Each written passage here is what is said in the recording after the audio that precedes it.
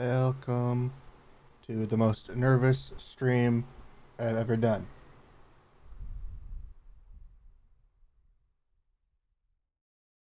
Never thought I'd be nervous to put on stream before.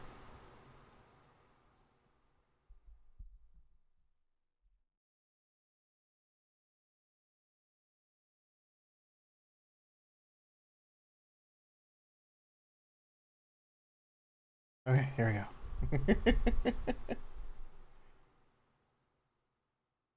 Yeah, I never thought I'd be this nervous.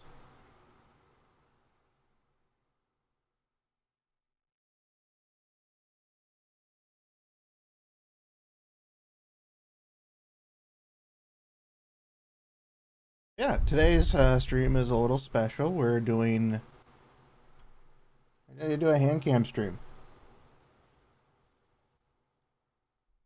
We're gonna be opening these magic cards. Was the key thing.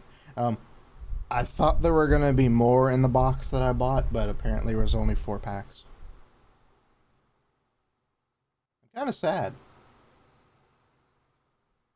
I was hoping for more.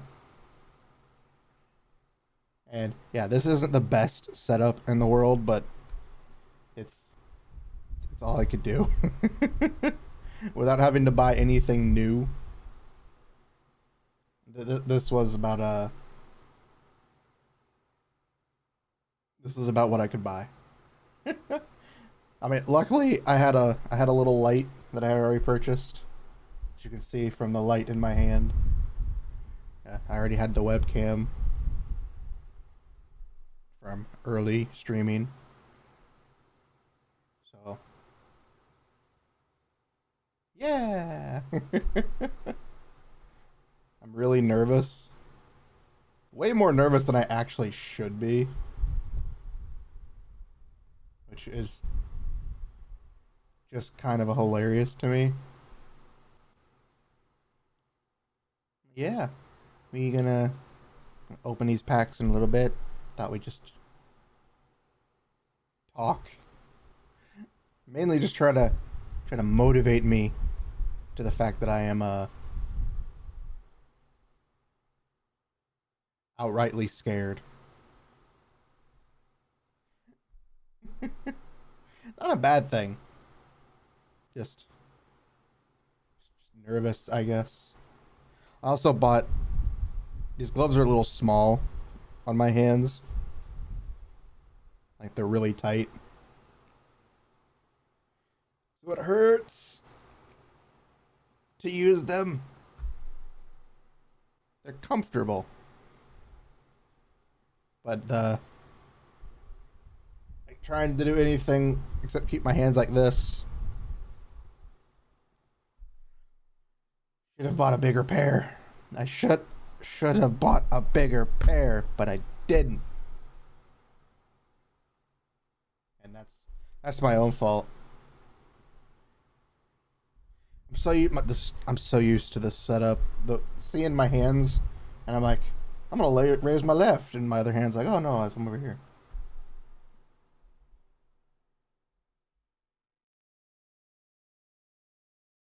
Trying to get the best lighting as I can with the way this light is set up. That's a little better, not the best. It's a little better.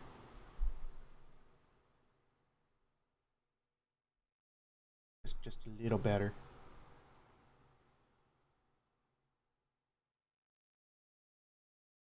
Ah,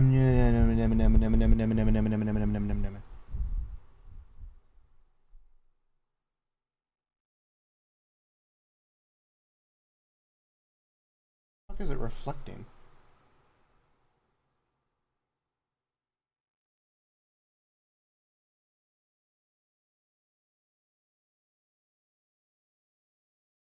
It's very confused.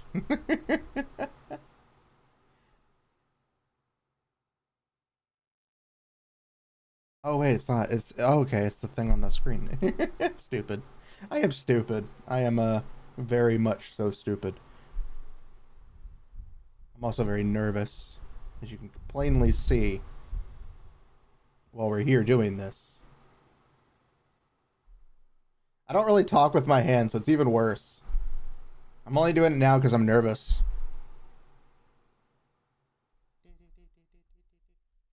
I have to pick up some bigger gloves just so I have more freedom of movement. Because they're not. They are tight. Eh. Eh.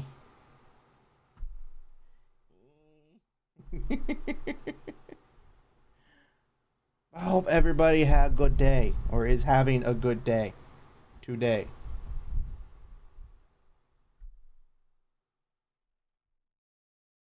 I don't know. I don't know what else to say. I'm so nervous. I shouldn't be, but I am. I'm very nervous. No different than a normal stream. The only thing is you can see my hands. And my collection of shit.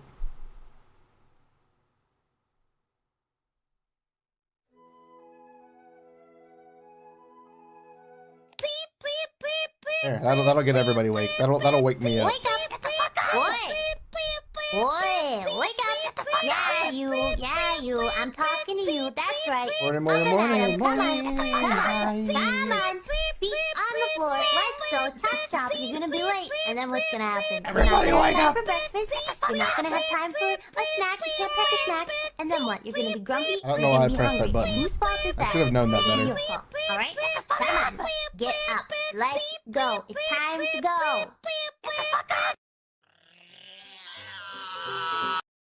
There we go.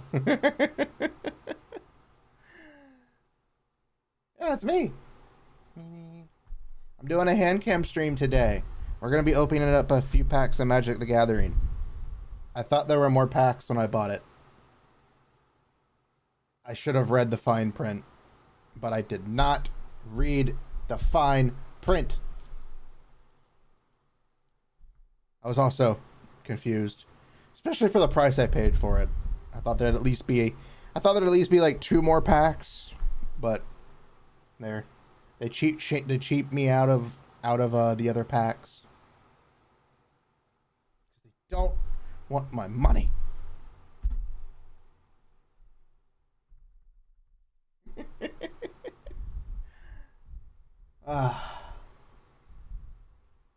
Yeah, I'm nervous. I'm nervous today.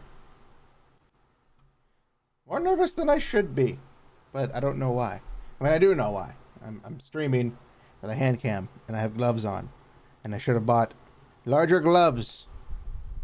Only because these are not they're very tight. I did not think that they were going to be that tight.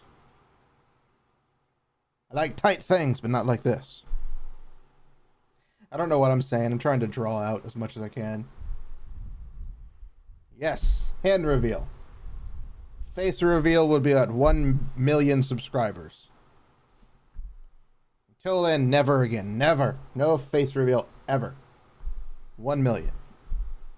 I'm joking, technically. If we ever do get 1 million, I'll be like, fuck it. I will do a face reveal. But until then, you have to settle for this. But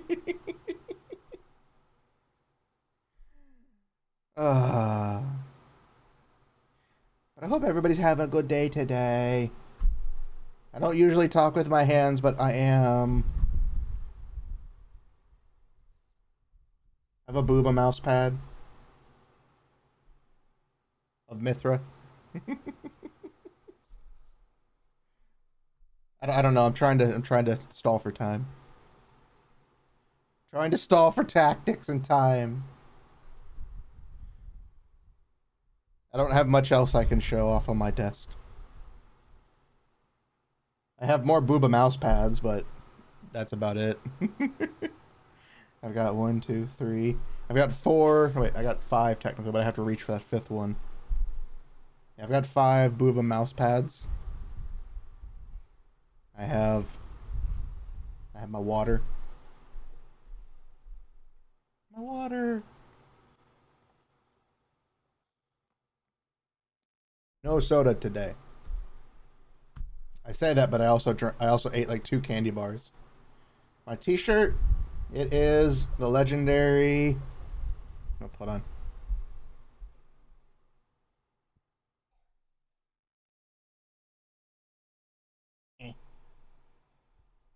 Iron Mouse. Yeah, it's an Iron Mouse t-shirt I bought at a convention a couple of years ago. It's the only long sleeve shirt I have that is very comfy. It's also the only long sleeve shirt I have that was a 5X. Because it's the only size they had left. I was like, yeah, I'll buy it. I don't care. I just want it. So, I have my very comfy long sleeve shirt.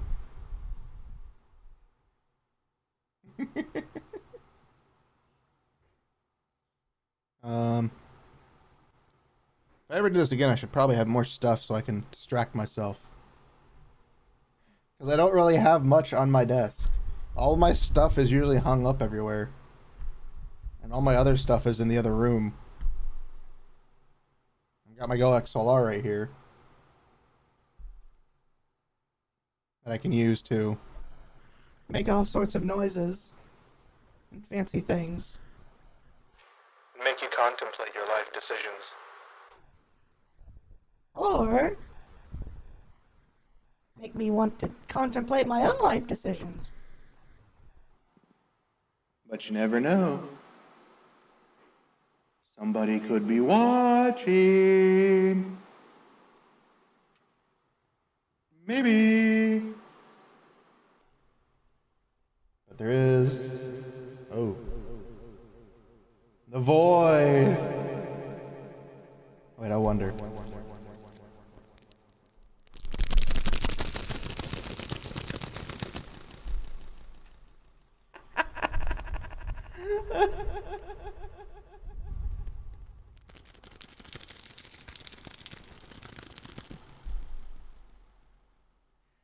We're being naughty on stream and we're not even trying.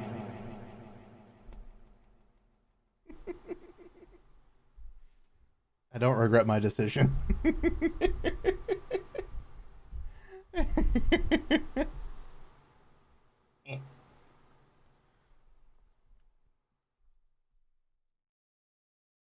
Probably should have cleaned my table a little bit better.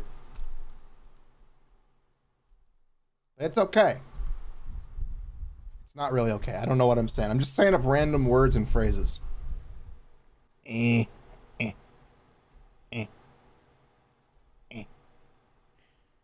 There we go.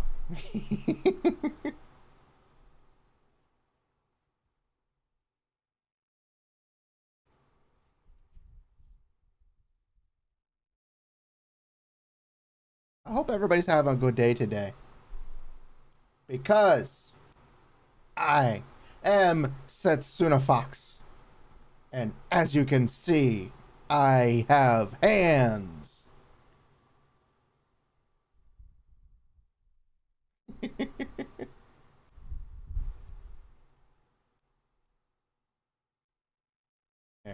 There we go.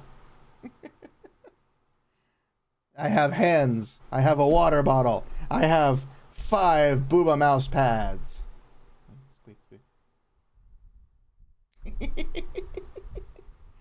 I have Cosmos. Which, hold on. Let me see if I can grab her.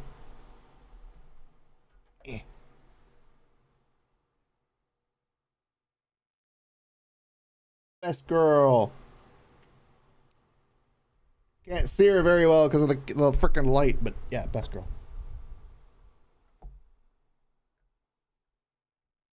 She's best girl ever. We've got the League of Legends Little Me's. See more than hands. Got the little League of Legends characters. This is Ari. You know, you can't really see it because of the freaking light.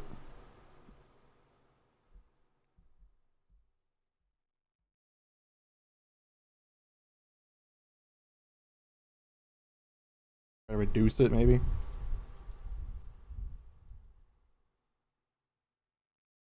Better. A little better. It's not as bright. Ari. And you got a Kali. This is back when Pop Stars came out for the League of Legends.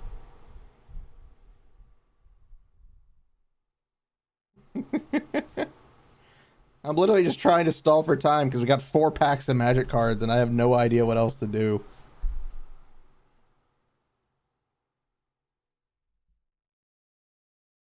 Eh.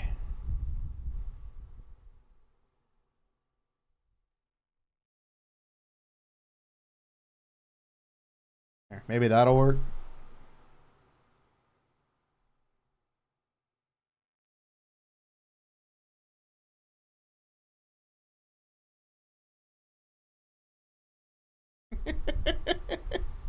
I don't know. I don't really know what I was trying to go for this stream. I thought I wanted to buy some more cards, but I didn't want to spend more money than I already did. But I guess it's been a good 15 minutes, so we can go ahead and open a pack. What's the Magic cards do? They are trading cards for the game Magic the Gathering. This is from a recent set. Here, put it closer. You can see the Commander Masters Collector Booster. They have specialty cards in them, like rare, like alternate arts and stuff like that. Specialty tokens. I'm gonna open the first pack. We'll open it throughout the stream. How about that? We'll talk about stuff and then we'll open a pack. Sounds better than just me standing here opening all packs at once. So let's see if I've mastered the art of opening a pack. It's been a while. Okay, looks like this hasn't been tampered with, so that's pretty good. Can't really see it.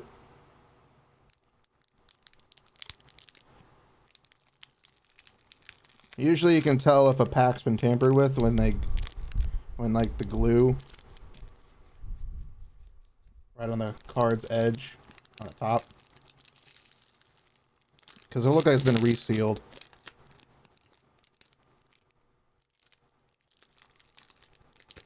That's always the fear of buying cards nowadays, especially if you buy from packs. Especially from a retailer you don't know. You might get a pack that's been tampered with. Set the cards there. Just do this because I want to be like a little OCD about something stupid. Commander's Mastery.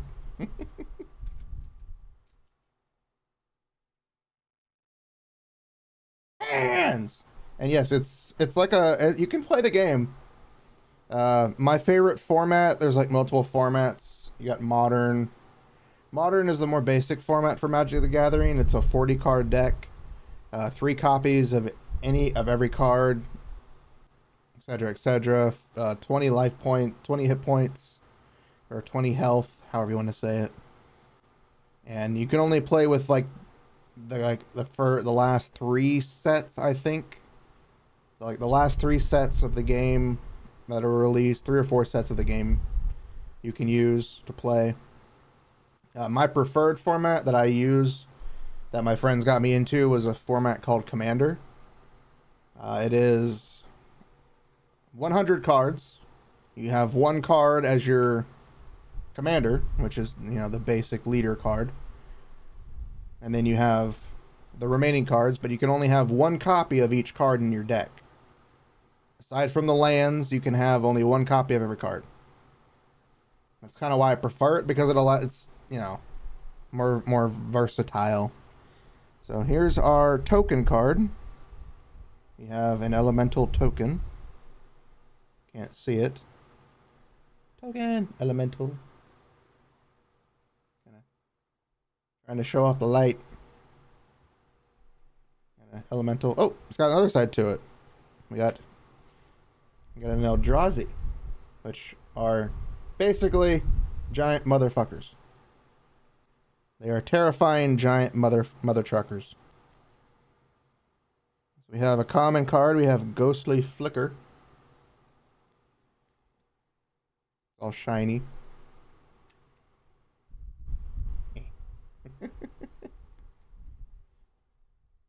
You know what? We'll just throw you in the trash. Exile 2 artifacts, creatures, and or lands you control, then return those cards to the battlefield under your control. That would be good. It's a common card, so it's not super perfect. You got a Champion of the Flame. He's got Trample. He gets +2/+2 for each aura and equipment attached to it. Another fancy card. He's another common card. Alright, trying to get like the angle for the camera is painful for me because it's like reversed. It's all reversed, okay?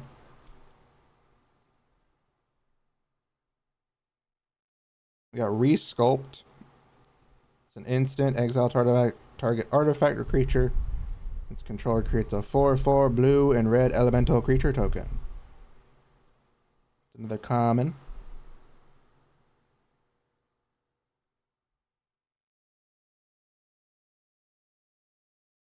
Like if we get doubles of a card, I won't show you this card again because there's no point in showing you multiple cards of the same one. Campfire. Man, I want to go to a camp now. Anybody want to go camping? As long as you're paying, I'll go. It's an artifact. You can tap it. You can pay 1 to tap it. You gain 2 life. Or pay 2 to tap it. To exile Campfire, put all commanders you own from the command zone and from your graveyard into your hand, then shuffle your graveyard into your library. Which is actually pretty good. Because it puts your commander back into your hand and negates any extra cost you get. Oh, I didn't show it. Campfire! Look how campy it is. Hello! Hello! Welcome. We got Jade Mage. Pay 2 and a green to create a 1/1 green Saproline creature token. She's an uncommon. You can see it there. You doing good? I'm doing pretty good. I'm a little nervous. Doing my first hand cam.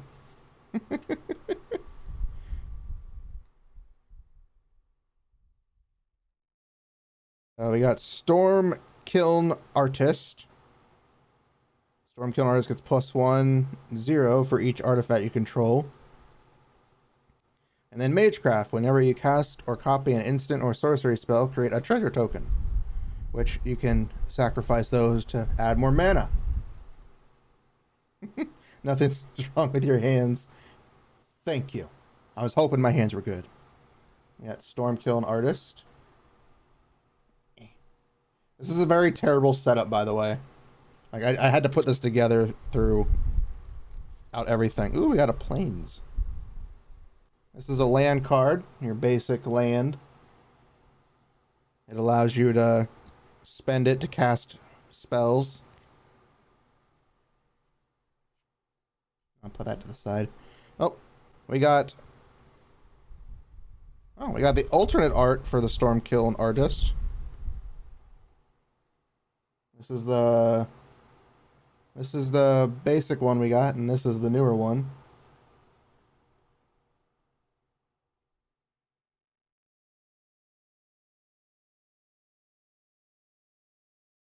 I hope I do too. Oh, we got Counterspell. It's a basic Counterspell. It literally does what it says. It counters target spell.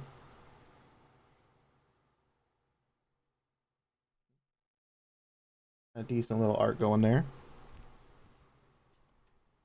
We got Tetiova Benthic Druid with a landfall. Whenever a land enters the battlefield under your control, you gain 1 life and draw a card, which is actually quite good.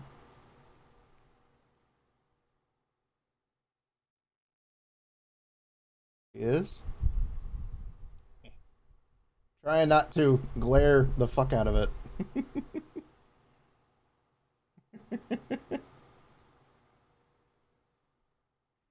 Go enjoy your work. Ooh, Galta Primal Hunger. I need him for other decks.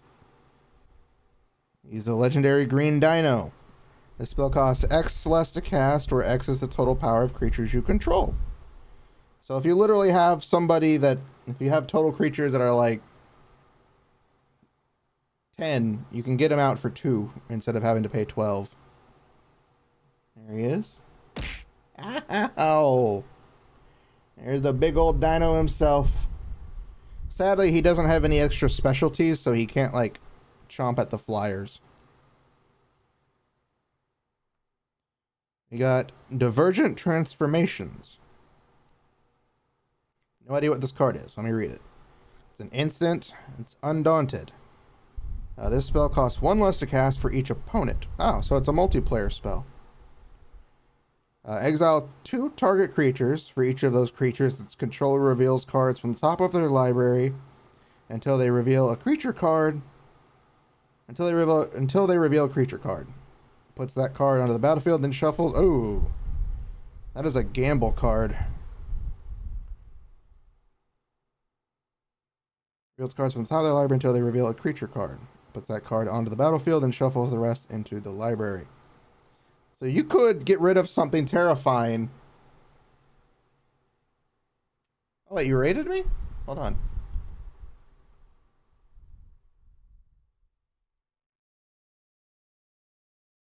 Oh, you did?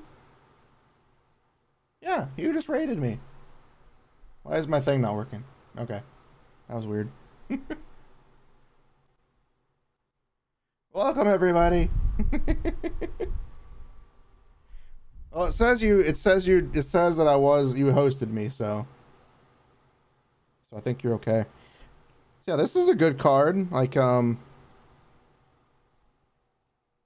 good card, but it's also like you could fuck yourself over. It's like, yeah, I don't like that card, but then they could pull out something even worse. You got Dark Steel Monolith. It's an indestructible artifact. Once each turn, you may pay 0 rather than pay mana cost for a colorless spell you cast from your hand. That's definitely an Eldrazi card.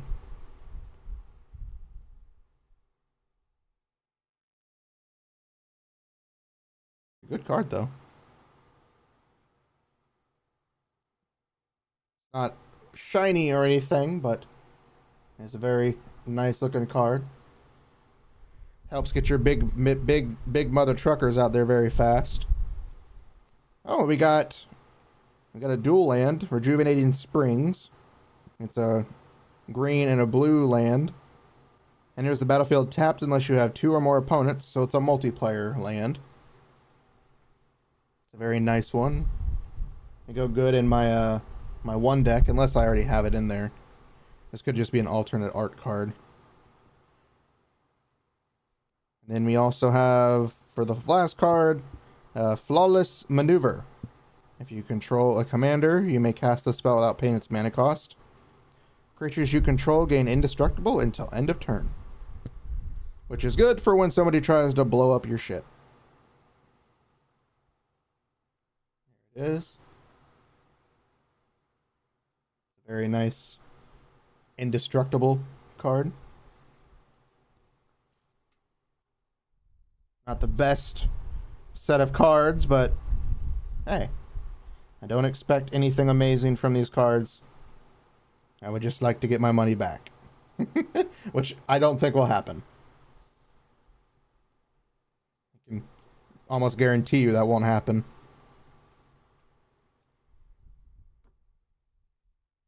That's the first pack. That's pack number 1. Like how to play? Yeah, sure. We'll move these to the side.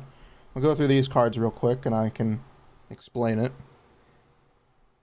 So, like for this card, this is an instant card. Instants are basically like quick spells. Rejuvenating, Flawless Maneuver is like a quick spell. You can play it on anybody's turn as long as you have the mana for it. Which, as you can see at the top, and I can't see it very well, but it's you got to pay 2 and then you got to pay a white. You would have to pay 2 of any mana, and then you would have to pay a white mana, and you could cast it on anybody's turn. And you have your lands, which are like Rejuvenating Spring. This is a double land. You use that for mana. Everything in Magic pretty much has a cost to it that you would need to pay.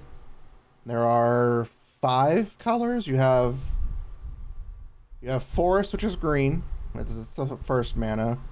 Mountains, which is red. Plains, which is white. Swamp is black.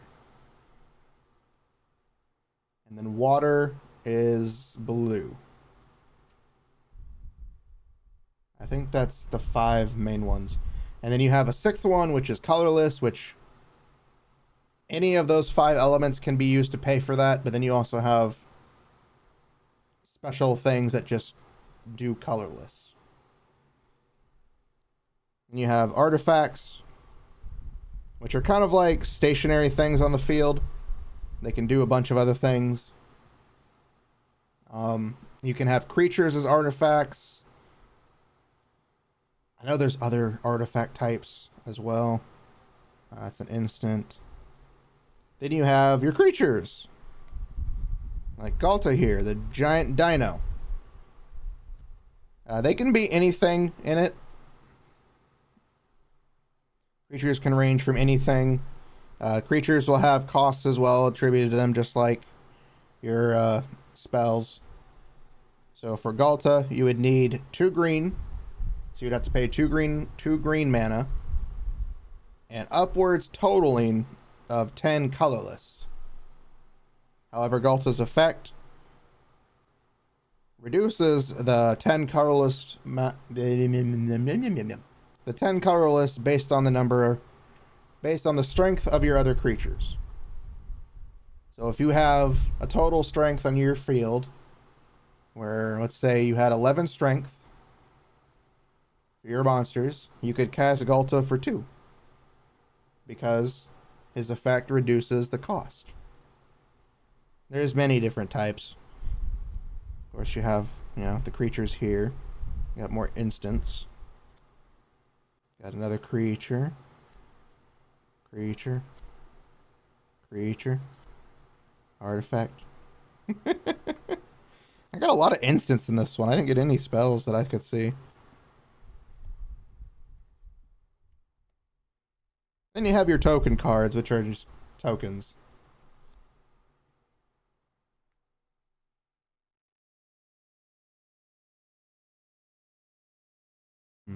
There we go.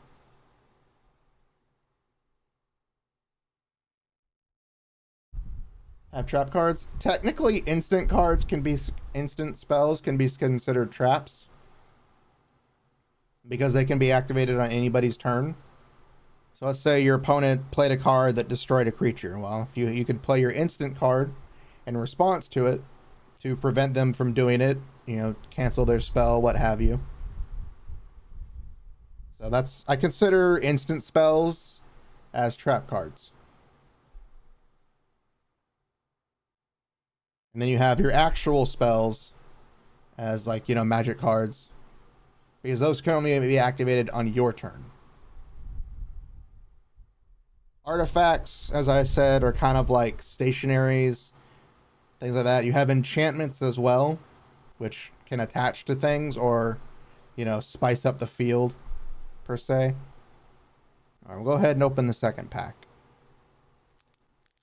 Hopefully we get some more specialties in here. Oh yeah, I hear that sound.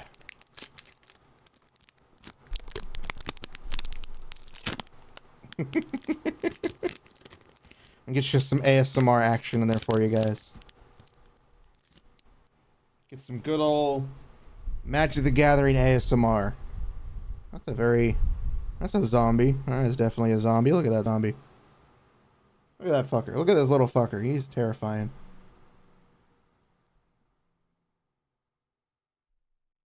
Look at that. He's freaking terrifying. We got a bird on the other side. Got a bird! Bird! Bird!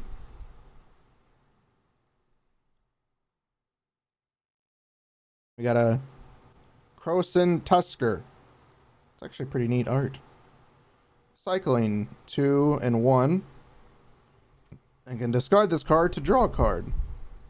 Pretty expensive to do that. He's also a very expensive creature. When you cycle Croson Tusker, you may search your library for a basic land. Reveal that card. Put it into your hand, then shuffle. Oh. Oh. I'll do this before you draw. Oh, okay, so you would... Okay, so you would cycle him, get your land, and then draw after you shuffle. There he is. He's a massive boar. Got some big old tusk on him, though. We have Ash Barrens, which is a land. It is a basic land. Ash Barrens. As you can see on it, I know it's not the best, but right there, right underneath my finger is tap it to produce a colorless mana. This one produces colorless only. It cannot be used to cast something like the planes. It's complicated, but it gets a lot easier. It has a special effect though. It says basic land cycling. Pay 1. I guess it means pay 1, discard this card, search your library for a basic land card, reveal it, and put it into your hand, and shuffle. Oh. So I'm guessing I can pay 1 and then discard it to go search for an actual land. Which is actually not too bad. It's actually a pretty good thing. We got Tragic Slip. It's another instant card. Target creature gets -1/-1 until end of turn. Morbid. This creature gets -13/-13 until end of turn. Instead, if a creature died this turn. Oh shit. That means if you kill a creature and you cast this spell, you can then make another creature, because it has this morbid effect, to get -13. You can pretty much kill almost anything in the game with that. He's tragically slipping into a grave. He's going under, guys. He is going under. He's going under. He's going under the bridge. Goes into our instant pile. Oh, Dark Steel Ingot. It's a common staple in Commander. It's indestructible. It can't be destroyed. So anything that says destroy on it, or well, anything that says destroy, cannot kill it. It stays on the field unless it's exiled. But you can tap it to produce a mana of any color. So this is kind of like one of those free manas that you can get. Oh, you are an artifact on a land. Doop. And we also have Ashnod's Altar. Sacrifice a creature, add 2 colorless mana. Can't see it very well, but it's there. It's another artifact. We have a creature, Alharu Solemn Ritualist. When Alharu Solemn Ritualist enters the battlefield, put a +1/+1 counter on each of up to 2 other target creatures. Whenever a non-token creature you control with a +1/+1 counter on it dies, create a 1/1 spirit creature token with flying. It also has the added benefit of being a partner. Meaning that if a card says partner, it can be, you can have 2 commanders if they both have partner. So if another card has partner on it, I can use this one along with it as my commander.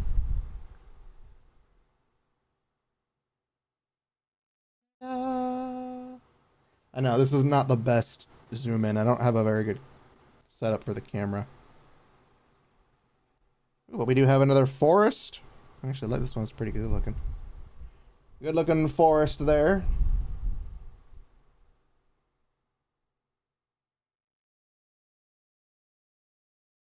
We have Elvish Mystic, which is just an elf. Tap him to produce a green mana. Pretty basic, but I'm not going to complain. We got Command Tower, another very special commander land. You can tap it to create a mana of any color. It's always shown as a tower.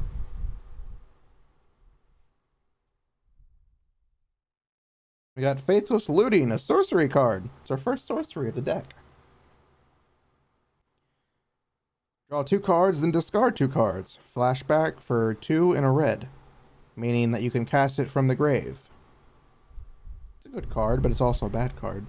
You draw 2 cards, but then you have to discard 2 immediately.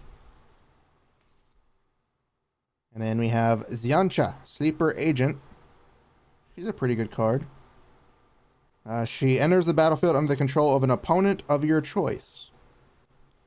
She can attacks each combat if able, and can't attack its owner or planeswalkers its owner's control. You can also pay 3, and Xiancha's controller loses 2 life and you draw a card. Any player may activate this ability. So basically for this card, for Xiancha, can't really see her, she's a very dark card. But for this card, you cast it, you put it on somebody's field. It can attack everybody else, but it can't attack you. However, everybody can pay the 1 cost to damage, if I'm not mistaken, to damage the player you cast it on. If I remember correctly. And then we have Jolariel Monvolvi Recluse. Another creature. I think I have her in my 1 deck. Whenever you draw your second card each turn, create a 2/2 green cat creature token. Pay 4 and 2 green. And until end of turn, creatures you control have base power and toughness XX, where X is the number of cards in your hand. Which is good if you have a lot of cards. If you don't have a lot of cards, you're fucked. Then we have Spark Shape Visionary. Another human, another creature card. Oh wait, I never showed Joolu. Very good looking card. A pretty decent effect.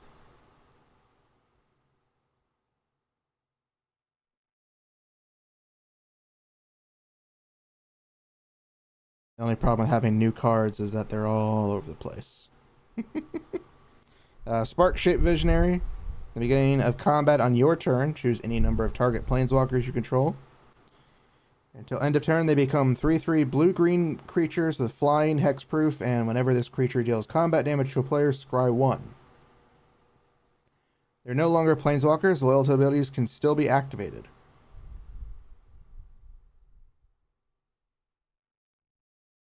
That's tough. I don't know if I would find that beneficial or not. Spark Shape Visionary. He's got a little bird friend. Little bird on bird action there. Then we have Yuriko, the Tiger Shadow, which I'm pretty sure I know this one. Commander Ninjutsu for a blue and a black. Return unblocked creature you control to hand. Put this card onto the battlefield from your hand or the command zone, tapped and attacking. Whenever a ninja you control deals combat damage to a player, reveal the top card of your library and put that card into your hand.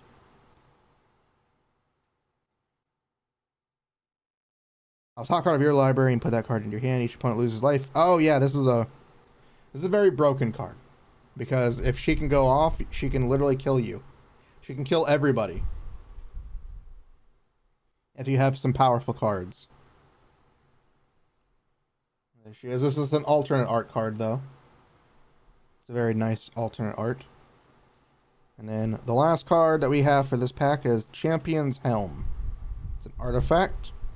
Equipped creature gets +2/+2 as long as equipped creature is legendary. It has hexproof, and you got to pay 1 to equip it.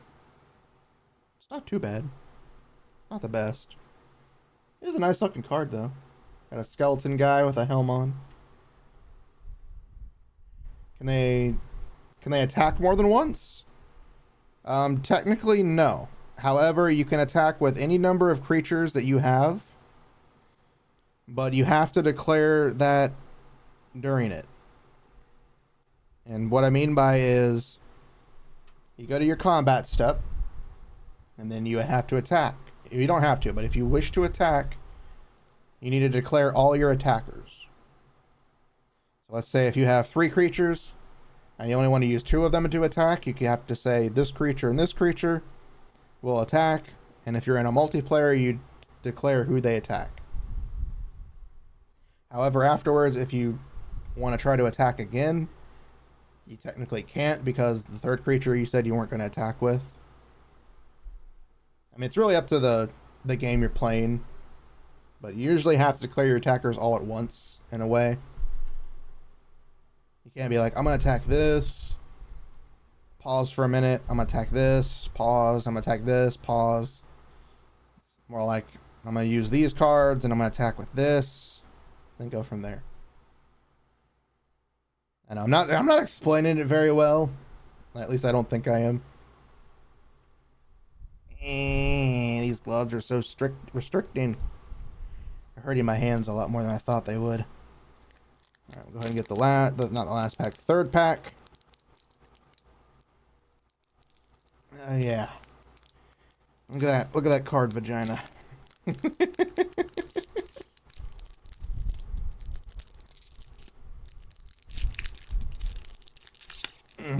Yeah. You like that, don't you?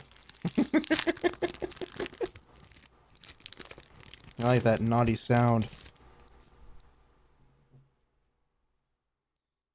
We got a core soldier token. Just a soldier token. And then another elemental. With a lot better art than the other one.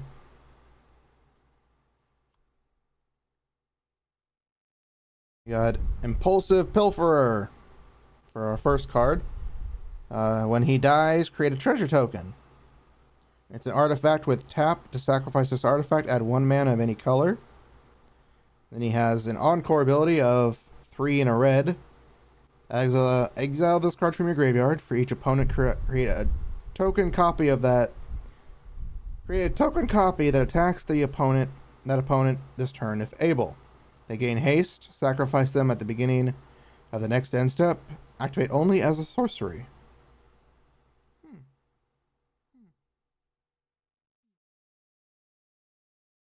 The goblin is a little green gobbo. He just creates drama. We got Frantic Search. Draw 2 cards, then discard 2 cards. Untap up to 3 lands. The lands would be good because it'd pay for the exact mana you just cost the spell with. When you're trying to frantically find something, you gotta search for it. It is an instant though, so that's good. Palace Sentinels. A creature, when Palace Sentinels enter the battlefield, you become the Monarch, which is basically an effect that triggers, once activated, whoever has the highest life total at the beginning of each. Whoever has the highest life total, if I'm not mistaken, whoever has the highest life total becomes the Monarch, and then every turn, the Monarch, on their turn, they can draw a card if they're the Monarch. However, this effect, the Monarch, only comes into play once a card says somebody becomes the Monarch. After that, it's in play permanently. But you have to have a card that says you become the Monarch.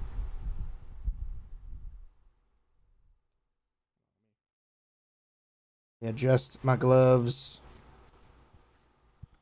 Let me adjust my gloves to kill me faster. Grab some water.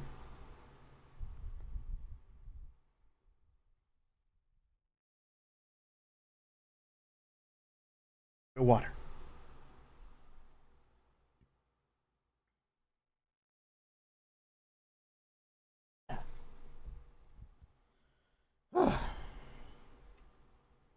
Trying to maneuver myself, I swear.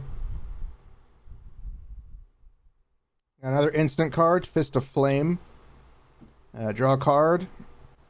And then it says, until end of turn, target creature gains trample and gets +1/0 for each card you've drawn this turn. Which is a good thing, but also a bad thing. A very flamey card for the Fist. Huggle's Mew Mew. That's pretty adorable. We've got Coveted Peacock. It's a creature. It's a bird. It can fly, which means it can avoid enemies on the ground. Which means only another enemy with flying or an enemy who has reach can get it. Whenever Coveted Peacocks attacks, you may go to target creature defending player controls. Until your next turn, that creature attacks each combat if able, and attacks a player other than you if able. It's not bad. Basically, it just says, I don't like you, attack somebody else. It's like, I don't like you. Go attack them. Then we have Royal Knight of Windgrace. Vigilance.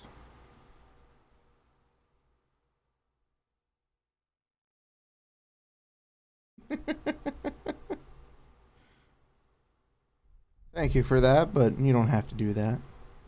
Vigilance. It's got, you pay 2 and a white, tap it, create a 2 white knight creature token with Vigilance, which is actually pretty good. And then pay a black and tap it. Tap X untapped knights you control. Destroy target creature with power X or less. Oh, I get it. So it's basically create a bunch of knights and then pay the black to destroy any creature with X or less. That's good. It says destroy, sadly, so if something has indestructible or is, you know, indestructible, you can't kill it. Ah! Cards! We did get a good card, though. Spoiled myself. I just saw one of the cards I wanted to get, which is actually pretty good. Here he is. The Knight of Windgrace. He's a creature card. We got another Plains card. I'm not going to show that because we already got one. We got Fact or Fiction. Reveal the top 5 cards of your library. An opponent separates those cards into 2 piles. Put 1 pile into your hand and the other into your graveyard. This is good. It makes your opponent have to decide. If you somehow get 5 good cards, it can make your opponent go, what should I do? I'm going to die. It's an instant card. It's got a very nice art, though. I love it. I love that art.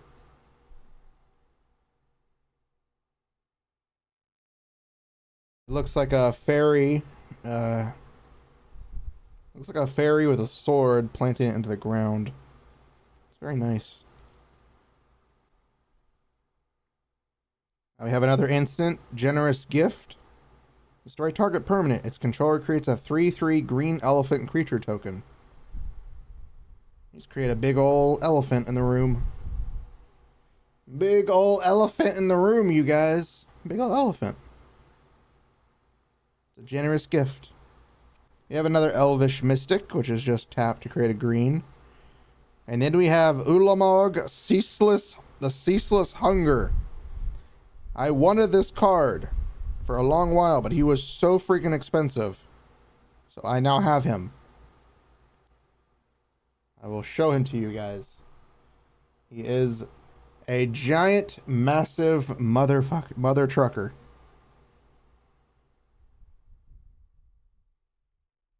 It says whenever you cast this spell, exile 2 target permanents.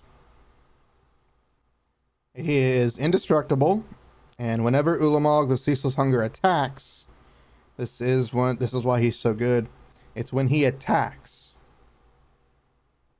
He doesn't have to hit you. He doesn't have to deal damage. He just has to make the swing. The attack has to go through, though, from my understanding. Defending player exiles the top 20 cards of their library. Now, reminder, in Commander, you have 100 cards. One swing from him and you're now down to 80. Or however many you have by the time he comes out. And they're exiled. They're not put in your graveyard. You can't use them again. So he is a devastating mother trucker. And I am glad to have him. I'm going to put him to the side. He's a special mother trucker. We have another creature, the Grand Abolisher. Excuse me.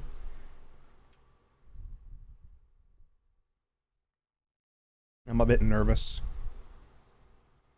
During your turn, your opponents can't cast spells or activate abilities of artifacts, creatures, or enchantments. You know, for a basic creature, this is actually really broken. Which is good. I mean, they can still cast instants or sorceries, but they can't cast artifacts, creatures, or enchantments. It's actually really good. He's actually pretty cool, too. He's a big armored mother trucker.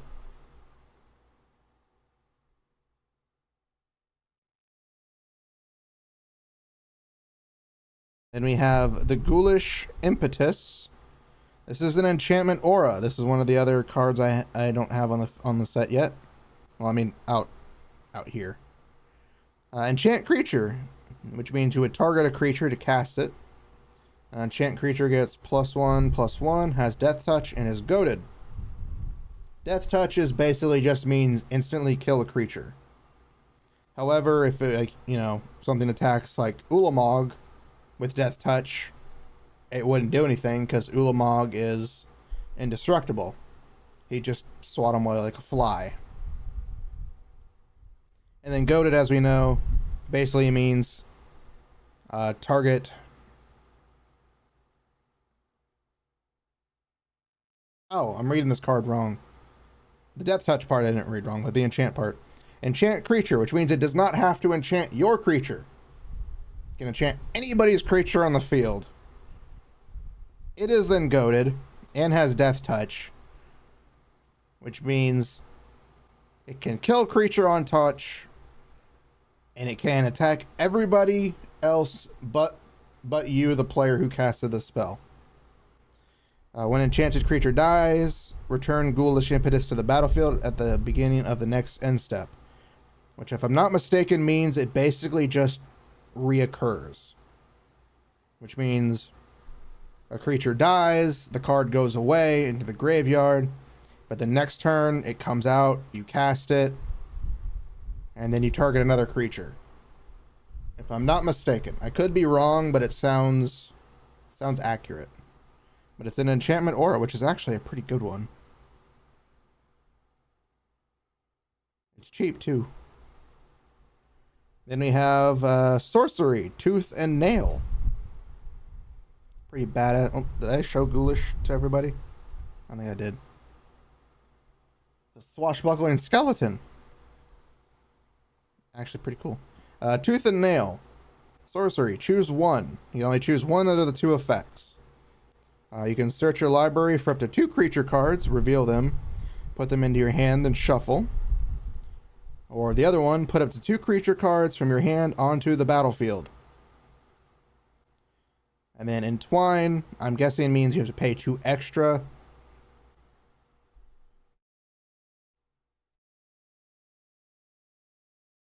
Which means Entwine 2 extra means choose both if you pay the entwine cost, which means it would cost... Okay, let me rephrase that. So it's currently 5 and then 2 green. If you pay the entwine, it would be 7 and 2 green, which is a lot. However, you get to put 2 creatures into your hand and then put those straight to the battlefield, which means you can immediately put somebody like Ulamog on the field for 3 mana less. It doesn't sound like a lot, but it is. And here's a Tooth and Nail. Pretty good looking card though. Then for the last card in this pack, we have Urza, Lord High Artificer. When Urza, Lord High Artificer enters the battlefield, create a 0/0 colorless construct artifact creature token with this creature gets +1/+1 for each artifact you control. Tap an untapped artifact you control, add blue mana. Pay 5 mana, shuffle your library, then exile the top card.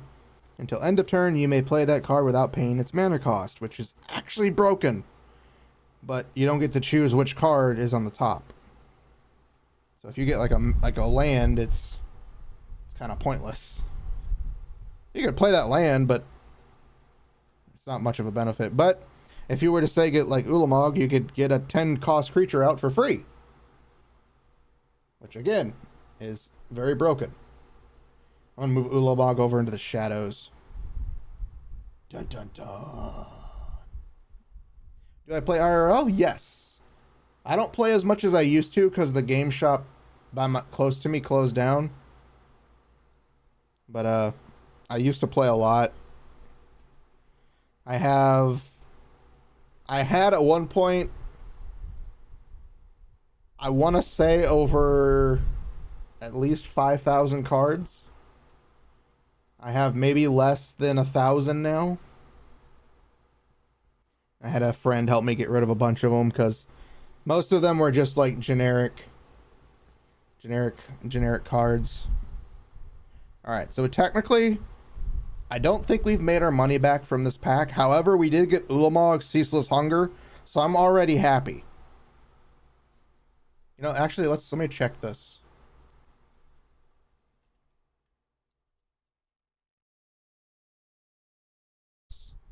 Let's check and see how much he is from this new set. You stay there, Tooth and Nail. All right, let's see. Price high to low. I don't think he's too expensive.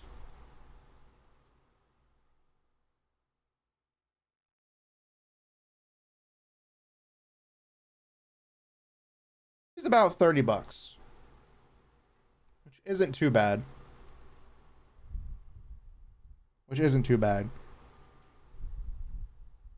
Oh, that's foil etched. That's not foil etched. Pretty sure it's not.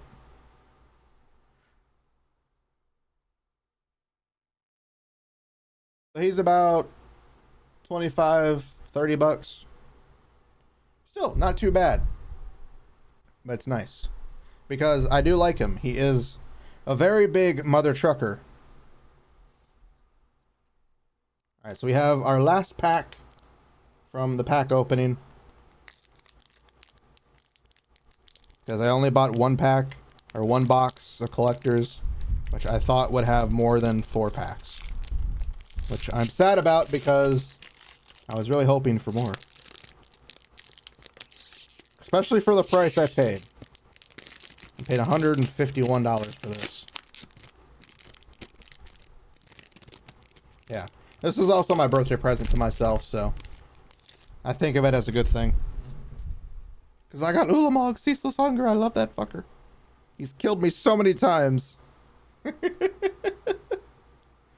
Yeah, the price for this set is not cheap. It's it's a master set, which the way they do it, it's kind of fucked up. So our token, we got an ogre. Can't really see him, he's shiny. And then the other side, we have an Eldrazi spawn. Actually, pretty cool. Pretty cool one.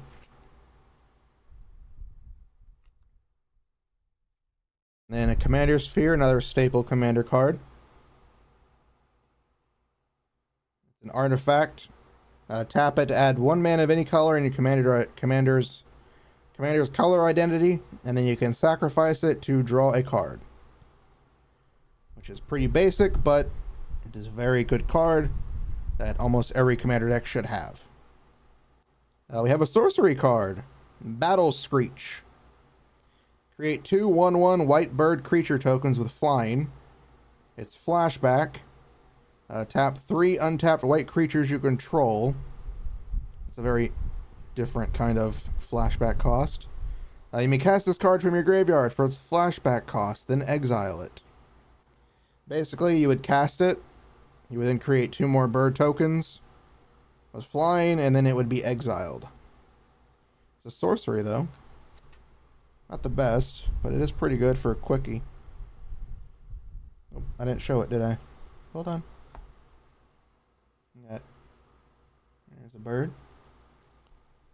My birthday will be next month on the 16th. This is a early birthday present to myself. We got a creature, an Eldrazi drone. Means they're a big mother trucker. They have trample. Whenever Rapacious 1 deals combat damage to a player, create that many 0/1 colorless Eldrazi spawn creature tokens. They have sacrifice this creature, add generic, which is good for Eldrazi because most of them are all generic. He's a shiny little drone. He's a creature, though. We have Murmuring Mystic. I had this card. It's a creature. Whenever you cast an instant or sorcery spell, create a 1/1 blue bird illusion creature token with flying. It's a very basic card, but it's a pretty quick card. Oh, I say quick, but it costs a bit more than it should. And we have, for our uncommon, we have Herald of the Host. It has flying and vigilance and myriad, which I'm glad it puts what this does, because I would not know what it fucking does. Myriad, whenever this creature attacks for each opponent other than defending player, you may create a token that's a copy of this creature that's tapped and attacking that player or a planeswalker they control. Exile the tokens at the end of combat.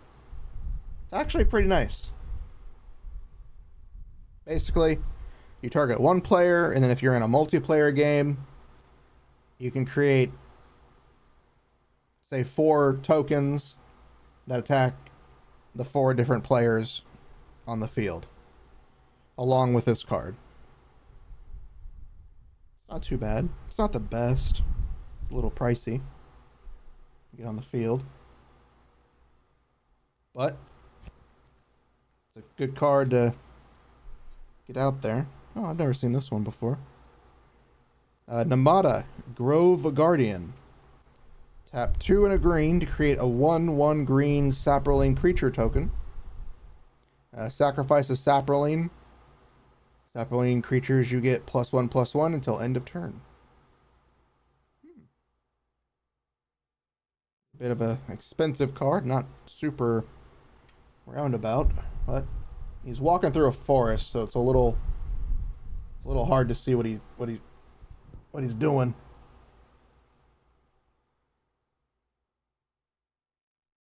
We have an island, very nice looking island, by the way.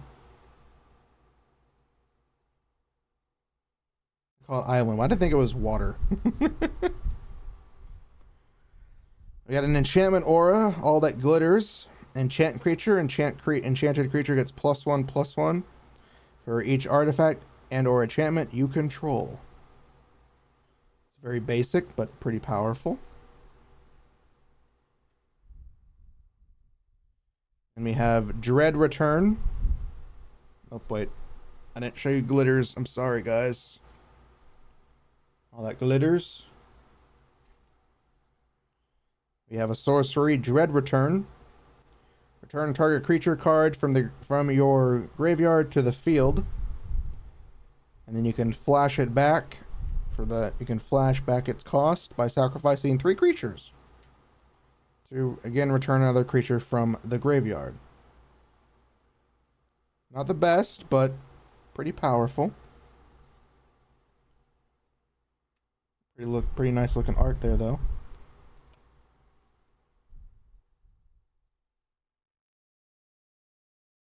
And we have Return to Dust.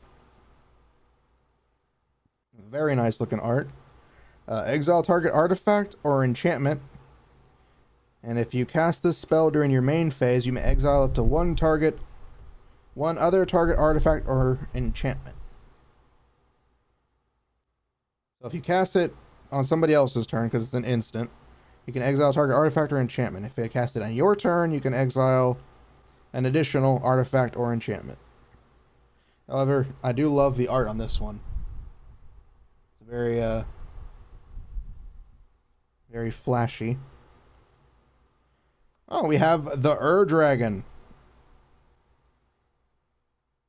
I gave mine to a friend of mine because he likes dragon cards and he wasn't able to afford the pack it came in. But the Dragon, legendary creature dragon avatar. He has Eminence, which is as long as the Dragon is in the command zone or on the battlefield, other dragon spells you cast cost 1 less to cast. He has Flying, and whenever one or more dragons you control attack, draw that many cards, then you may put a permanent card from your hand onto the battlefield. Which means if you attack with 2 dragons, draw 2 cards, and if any of the, and then you can put a permanent card. You may put a permanent card from your hand onto the battlefield. I don't know if it means it has to be a dragon. It just says permanent. So I guess any permanents in your hand you can put on the field. Don't quote me. You may have to put a dragon card. But he is a very big dragon motherfucker. He's usually used as a dragon commander. Because he's just that cool.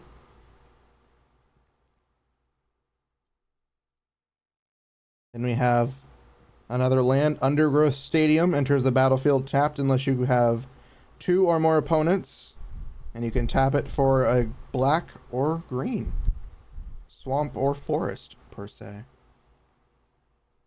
Actually pretty cool. It looks pretty, it's a pretty good card. I don't know if I have this land or not. Then we have Ondu Spirit Dancer. It's a creature core cleric. Whenever an enchantment enters the battlefield under your control, you may create a token that's a copy of it. Do this only once each turn. Actually quite broken. Because if you get a good enough enchantment, you're going to be doing all sorts of shit. It doesn't say the enchantment dies either, so. But you have to play enchantments each turn, which does limit the usability of the card. But if you play an enchantment heavy deck, it's pretty good.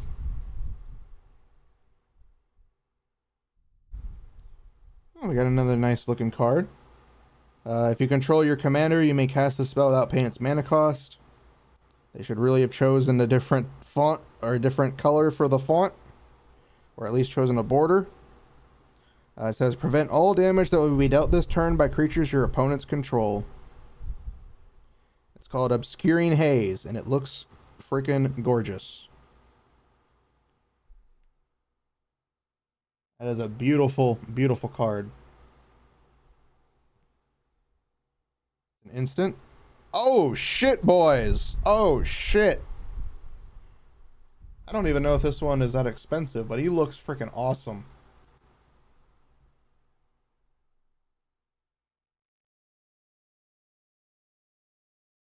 I don't see him.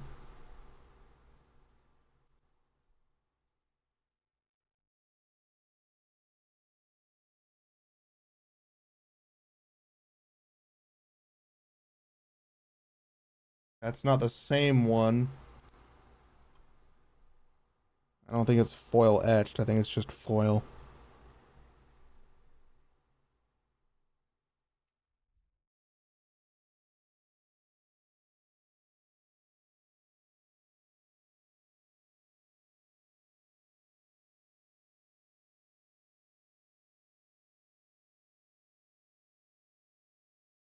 I don't care if this one isn't. I don't care about this one. This one is just cool. This is Zakama Primal Calamity. He is a very good card. He has Vigilance, Reach, and Trample. When Zakama Primal Calamity enters the battlefield, if you cast it, untap all lands you control. Untap all lands. Which means this. Say you have 30 lands. If you cast him and you have all your 30 lands tapped, let's say that. When you cast him, all of your lands are now usable. He is broken, but very good. He also has tap 2 and a red to deal 3 damage to target creature. 2 and a green, destroy target artifact or enchantment. And 2 and a white to gain 3 life. However, this card is the alternate art card and it looks freaking gorgeous. I do not care if I don't make my money back from this pack. This card right here is just downright beautiful. He's just downright beautiful. He's a beautiful mother trucker. He's also a dinosaur. He's a literal dinosaur. I don't care if he's not considered mythic anymore. I know he was. That is just... That is a beautiful card. It looks so funny too. It's like 3 heads.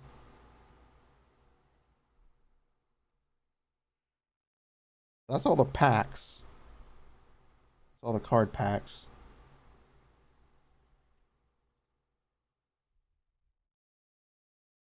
Give me 1 second.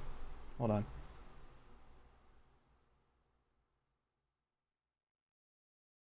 Give me 1 second.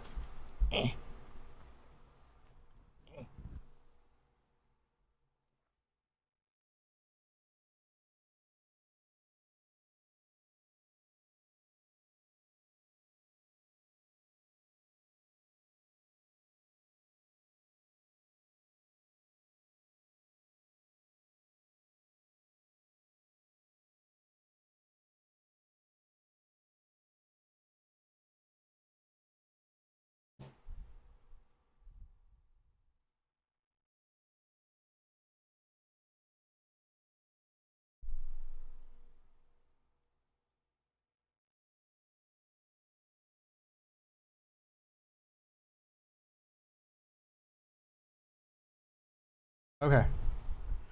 So these are all the cards from the new thing, which I didn't get much, but I got 3 cards. Well, 2 cards. Well, technically 3 cards. 1 card. So we got 3 mythics, which is the highest rarity that you can get from them.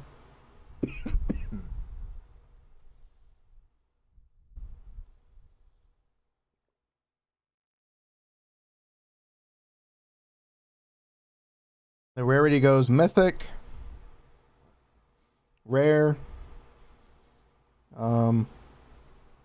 uncommon, and then common, which is basically orange, gold, silver, and black.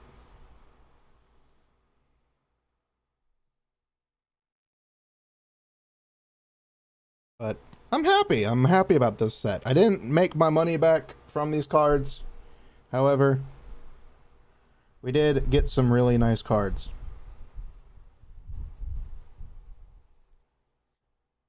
And a lot of them I might actually put in my decks.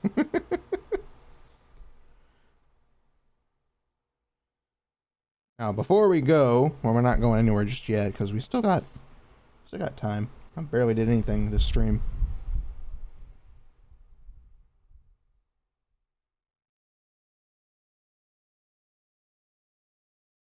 Trying to grab all my cards, I swear.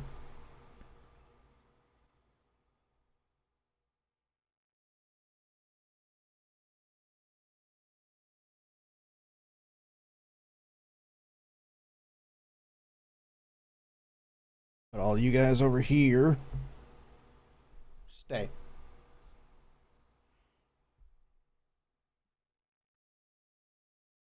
Then, for the sake of clarity on how the game is played and the game itself,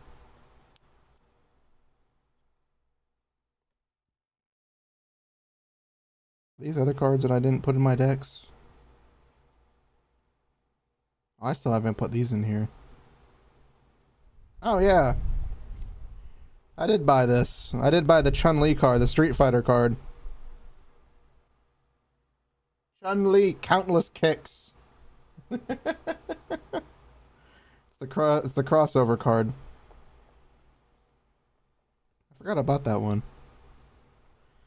Which deck are you? You are Sasei. I don't really want you. You're a little complicated.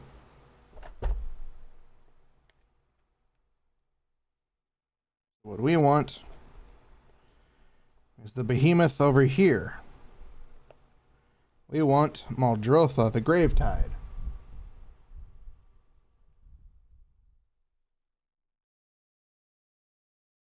She is the commander of my deck.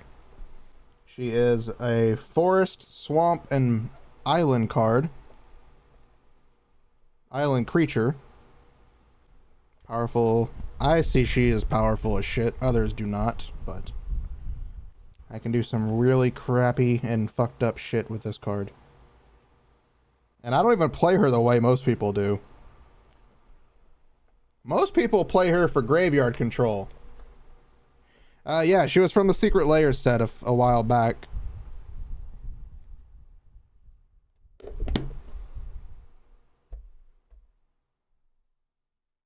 I just bought her because I wanted the card. So here is a commander deck. For those interested in seeing how big a commander deck is. This is a commander deck. For comparison,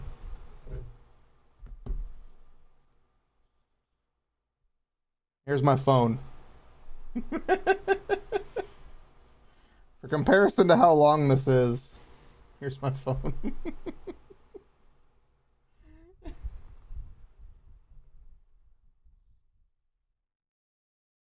I'll shuffle it a little bit. I'm not the best shuffler. I'm actually really bad at it. I actually haven't shuffled in a while either.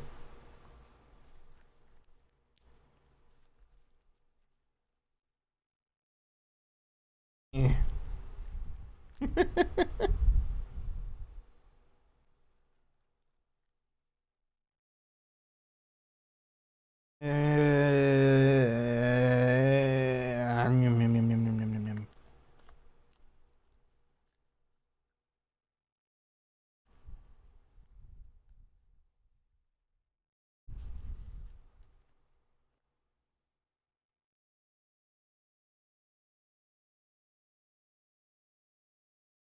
That's a commander deck.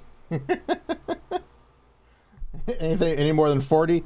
This is 99 cards. That's 100 with the commander. Then you'll draw your cards. You got 1, 2, 3, 4, 5, 6. If I'm not mistaken, you have 6 cards. And then when your turn starts, you draw 7 or you draw 7. I forget, but yeah, you'll draw a card. And then your first action, usually for any turn, to play a land. So for my turn, I would play a land. And then if I had anything in my hand, I don't. I would play it. Well, since I don't, I go to my opponent's turn, and they would do their thing. And my turn would start up, and I would draw a card. And then I would play my land. Nope, can't do that yet. I would then play my land again. We'll assume I have 2 or more opponents, just so this makes more sense. Because this comes in tapped. This comes in tapped unless you have 2 or more cards. Fuck. Can't even see half the shit's going on. There we go. This is Morphic Pool. And enters the battlefield tapped unless you control 2 or unless you have 2 or more opponents. And then it can tap for a blue or a black. And I would again try to do something on my turn, which I can.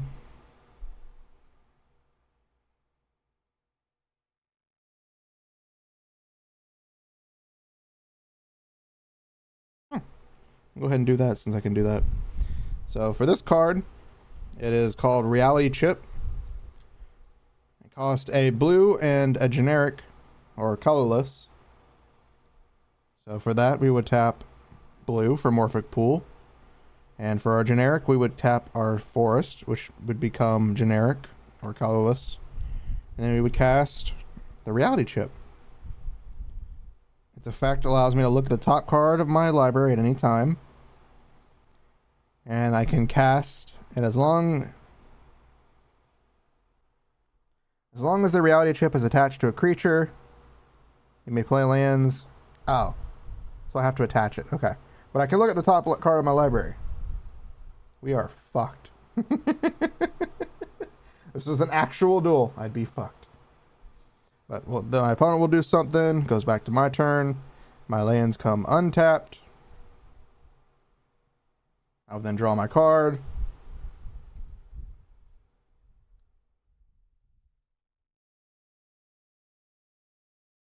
Pretty much, my deck is known for 2 things. Well, 3 things. Either bricking, either I don't draw anything good, or it goes so hard on turn 3 that I don't know how the fuck it could do it. So I can't do anything. And then my opponent would go again because I would pass. 1, 2, 3, 4, 5, 6. I would draw again. Ooh, we could play our land, which is Yavmea, Cradle of Growth, which is turns all lands on the field, regardless of who they are or what they have, into forest, in addition to their other types.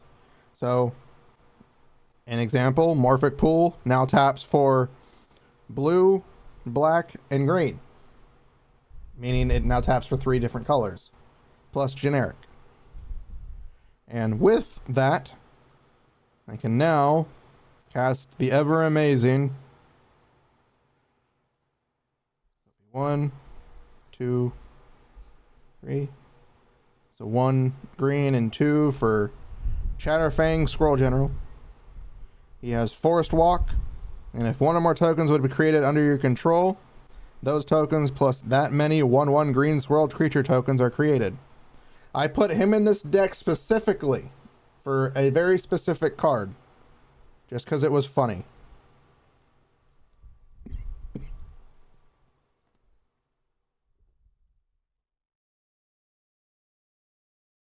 So then our opponent would do something. Our opponent is very kind to us this duel. Then I would play another card. I'd pay 1, cast Exploration, which is an enchantment that allows me to play an additional land on each of my turns. And we're going to look at the top card of a library. It's a land, so you know what? Fuck it. We'll play another land. And since I do not have an Isle or Swamp, it comes in tapped.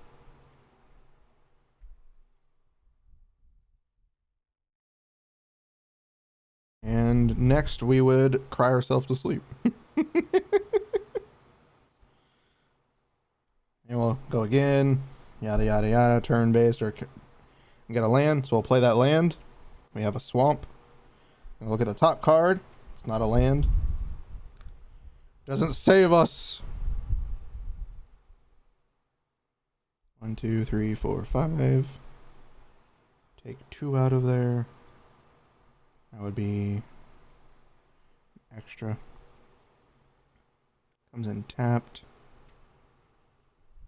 We can do it. We can do that. Yeah, that's basically how the game will go. Let's see.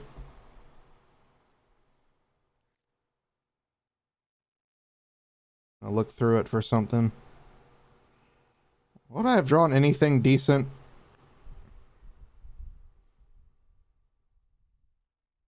Of course, all my good shit's at the bottom of the deck, like always.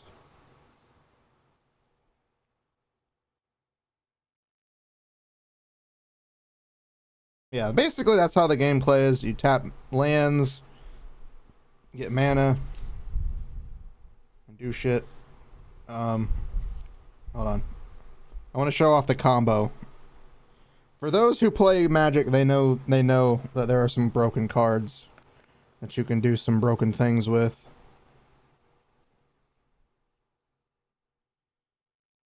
Where are you? You're somewhere in here. You're not the one I want. You're the other version. I also have Ulamog the Infinite Grier, which is the other Ulamog. He's the one that's still a pain in the ass,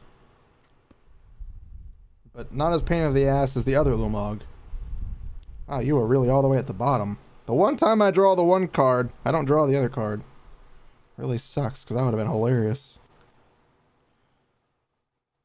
Where are you?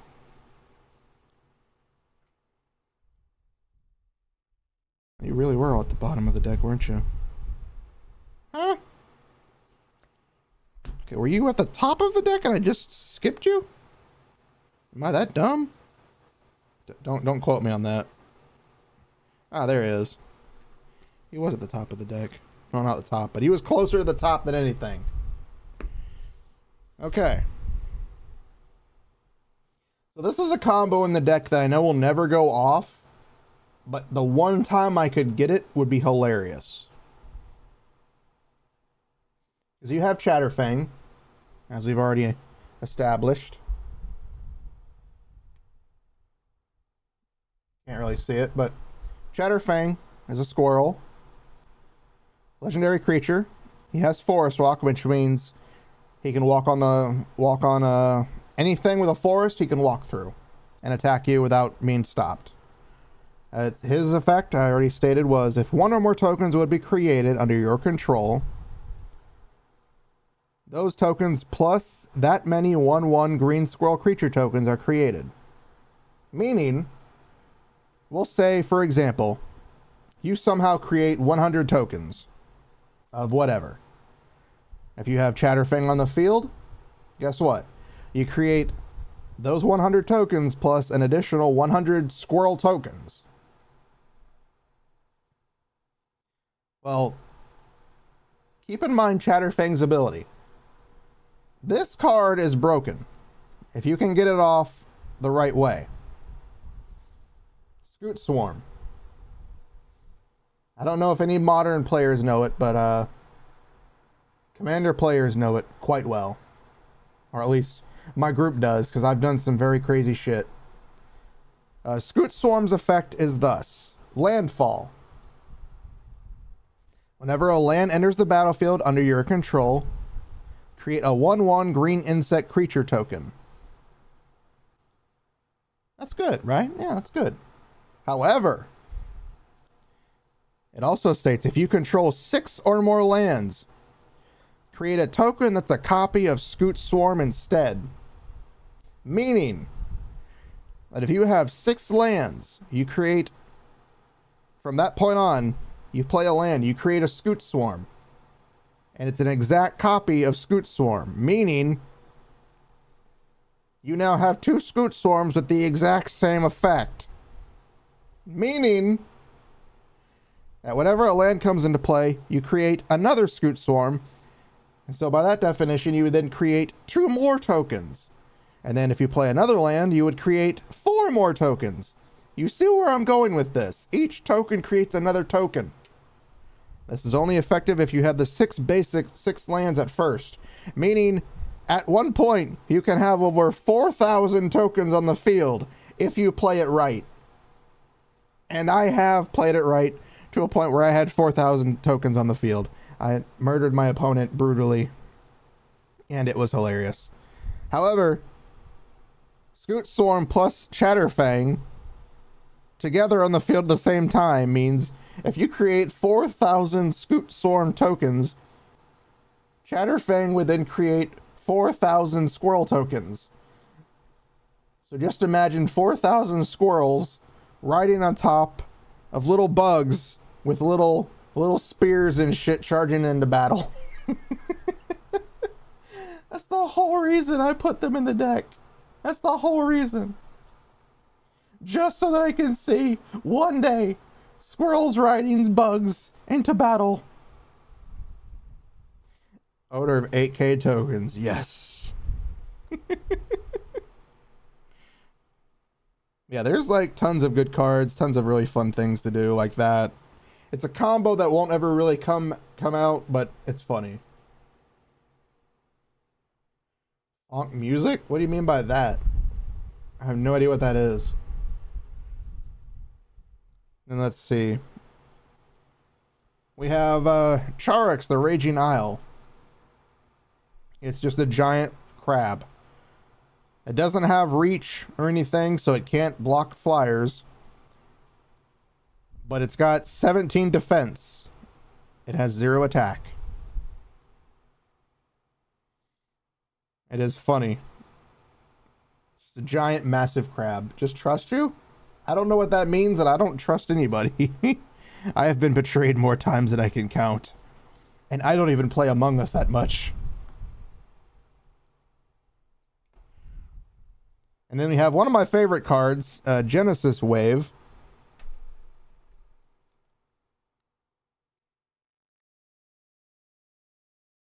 This card's funny because you pay 3 green mana and then you can pay X. X, usually in definition of Magic, means you can pay any number to cast it. Meaning, let's say you pay 3 green and then you pay 30 mana. So that means Genesis Wave would make you reveal the top 30 cards of your library. And then you may put any number of permanent cards with a converted mana cost 30 or less from among them onto the battlefield. Then put all cards revealed this way into that weren't put onto the battlefield into your graveyard. But as its definition, it will reveal the top X cards of your library. You may put X permanent cards with X or less. So, considering most Magic cards don't cost 30, you put most likely every permanent you have on the field. It's broken. But it's also funny as shit. Let's see, what other combos on this deck do I have? I know there's one combo most people don't like. Most people don't even know. Let's see. This is my Pride and Joy deck, the deck I've worked most on. Cowbell melodic with aggressive 808 drums and bass. I don't know. That's terrifying. Where are you? Where are you? That's not it. I know you're in this deck somewhere. I don't think I took it out. I'm not that dumb.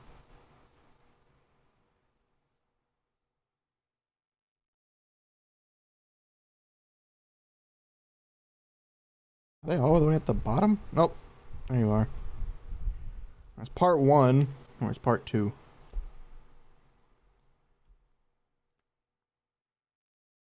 Part 2, where are you?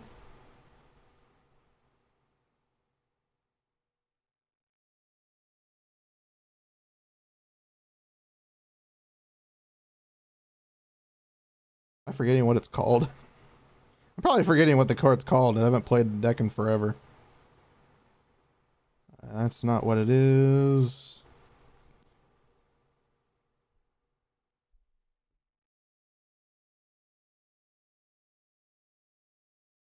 I know you're here. I didn't take you out of the deck. No. No. No.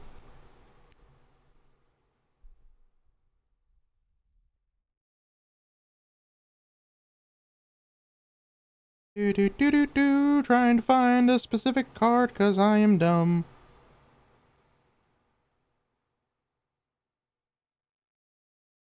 I know you're in here somewhere.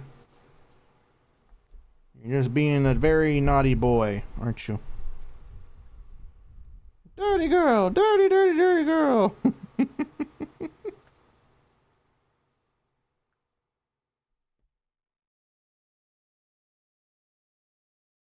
I know you're here.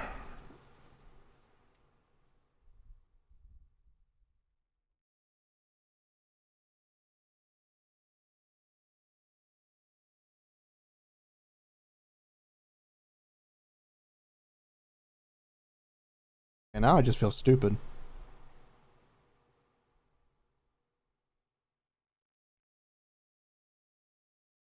Okay, I know you're in here somewhere.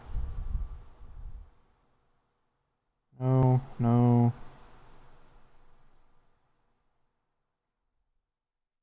What card was it? What card was it that I comboed with you? Because I know you're in here. I know I didn't take you out. I would never get rid of this combo.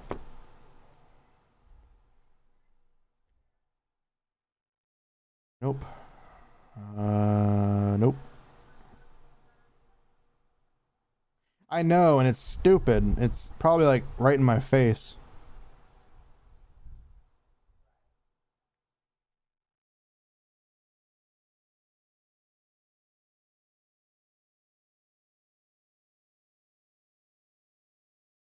What card was it? I know it's not you. No, it's not you.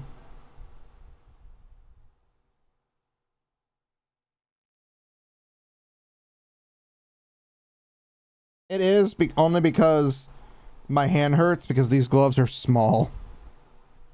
I got the wrong size gloves. They fit me, but they're tight.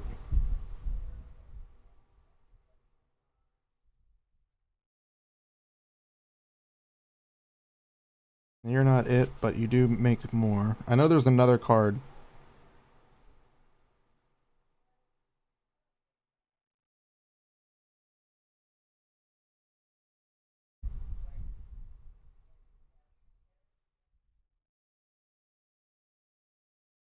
I don't know why I would take it out of the deck. Considering it's busted with the comboing of the card.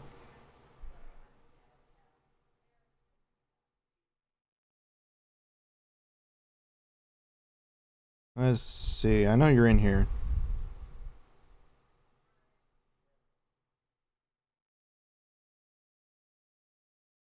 Did I take it out of this deck? Did I really do something stupid like that? Because it's an enchantment, and then there was this is an enchantment creature. And then there's another one that's an enchantment, just an enchantment.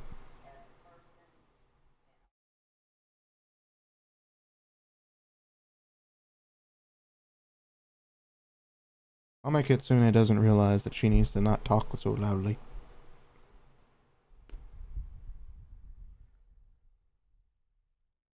I know you're in here. You're in here and I know it. I didn't take you out. I'm not dumb enough.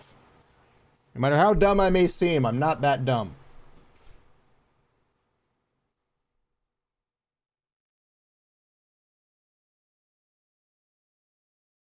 Why did I put the other cards and then not in that one? Why would I do that?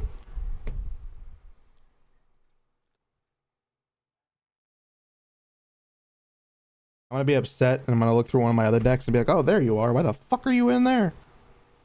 Why the mother trucker are you in there?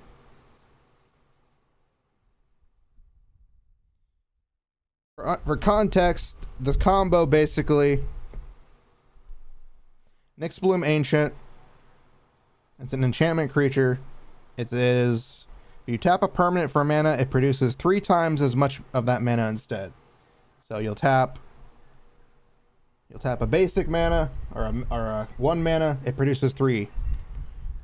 Well, I had another card that would double the cost. I would double it. So if you tapped a mana, it would produce 2. So just imagine if it produced 3 for tap. If with the both of them, it would then produce 6. So 1 mana would produce 6. And then other cards that produce more than that would produce basically twice as much. So if it produced 2, and it was produced 3 times as much as that, it'd be 6. And if you tap that with a double, it would then produce 12. It is basically a very broken thing to do. They are. However, I did gloves just because I don't want people to see me. I want you guys to be enamored by the VTuber sphere of VTubering. VTubers!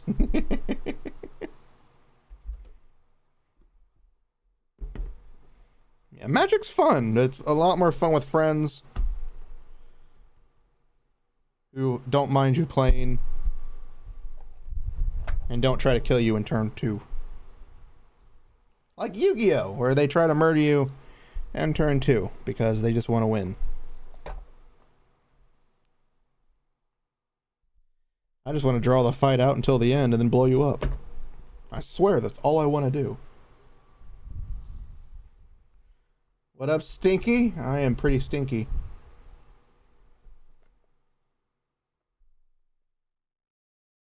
Let me check my other deck real quick. Let's grab the Say deck. By the way, I have 4 decks. Can't grab them with my gloves. Hold on.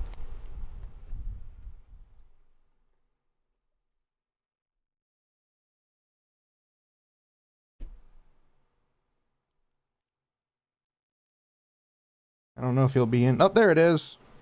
You're in the other deck. Mana Reflection. It produces... If you tap a permanent for mana, it produces twice as much of that mana instead. Comboing with Nyx Bloom would mean, again, you produce shit tons amount of mana.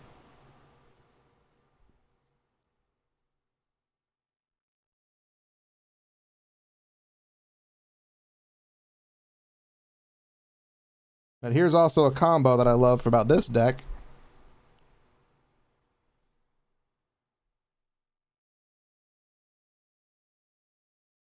With my commander, Setsuna Weatherlight.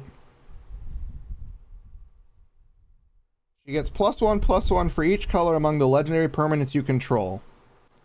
You can tap all 5 colors to search your library for a legendary permanent card with a converted mana cost less than Setsuna's power. Put that card onto the battlefield. Meaning, if Setsuna has 5 counters on her, so she has 7 attack, you can search for anything that's 6 or less, and a legendary permanent. Well, couple that with Gigantha, the Wellspring. His ability, you can tap him to pay 5 mana, to pay 1 of each mana, or to create 1 of each mana. This mana can't be spent to pay generic mana cost, which meaning you tap him, you then pay for Setsuna's cost, and she can get out a legendary. And then you couple that with, amazingly enough, I didn't know this card was even on top of this deck. Couple that with Intruder Alert. It says, creatures don't untap during their controller's untap step. But it also states, whenever a creature comes into play, untap all creatures. Meaning, all creatures on the field, yours and your opponent's, come untapped.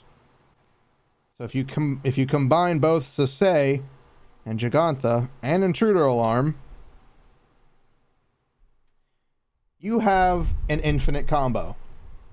Well, infinite until you have nothing left to play. Welcome, welcome, welcome, welcome, welcome, welcome, welcome. Yes, to say with Gigantha and Intruder Alarm, you basically have a very big infinite combo to get everything out on the field.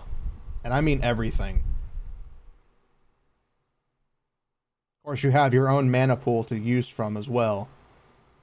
So, like, say you get Gigantha's ability, you use it for Sasay, you get a creature. That creature comes in, untaps everything. Meaning Gigantha comes untapped. And you can do it again. Follow me on Twitter? Oh, nice. Thank you. But say your next one you wanted to do, you wanted to tap for, Planeswalker, Artifact, etc. Well, nothing comes untapped because it's not a creature. But if you pay your mana, get a creature and use Sasay's ability, have another creature, Gigantha untaps because a creature came on the field, and then you can do all sorts of shit to really fuck people up. It is so nice. It's also very broken. I did use it to murder somebody, and it was hilarious. Of course, you can't do this in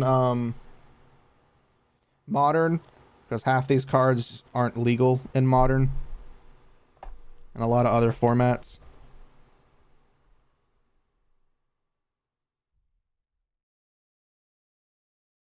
Yeah, that's usually control, which means he just casts and your opponent can't do anything. Which is basically Yu-Gi-Oh! Which is basically every Yu-Gi-Oh! Deck ever created. You want to play something? No. It's my turn, fuck you. But it's my turn. No, it's my turn. I play blue, fuck you.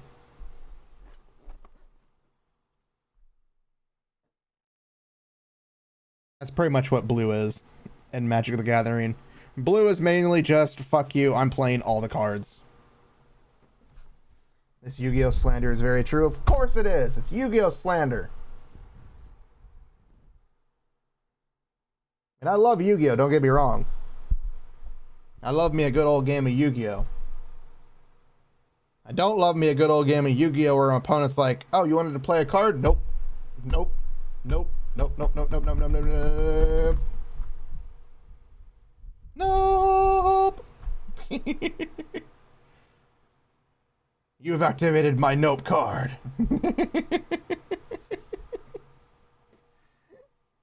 I do love Yu-Gi-Oh! I will not deny that. I love Yu-Gi-Oh! Doesn't mean I have to like the state of the game.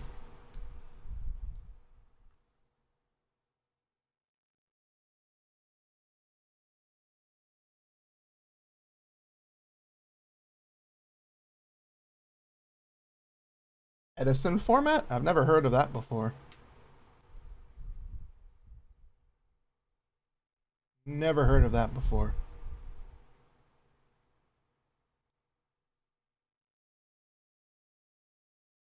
Ah. So yeah, that was pretty good. So we've got the cards from our pull. We got Zakama, Primal Calamity, the Dragon. I got a giant dino. I got a giant dragon.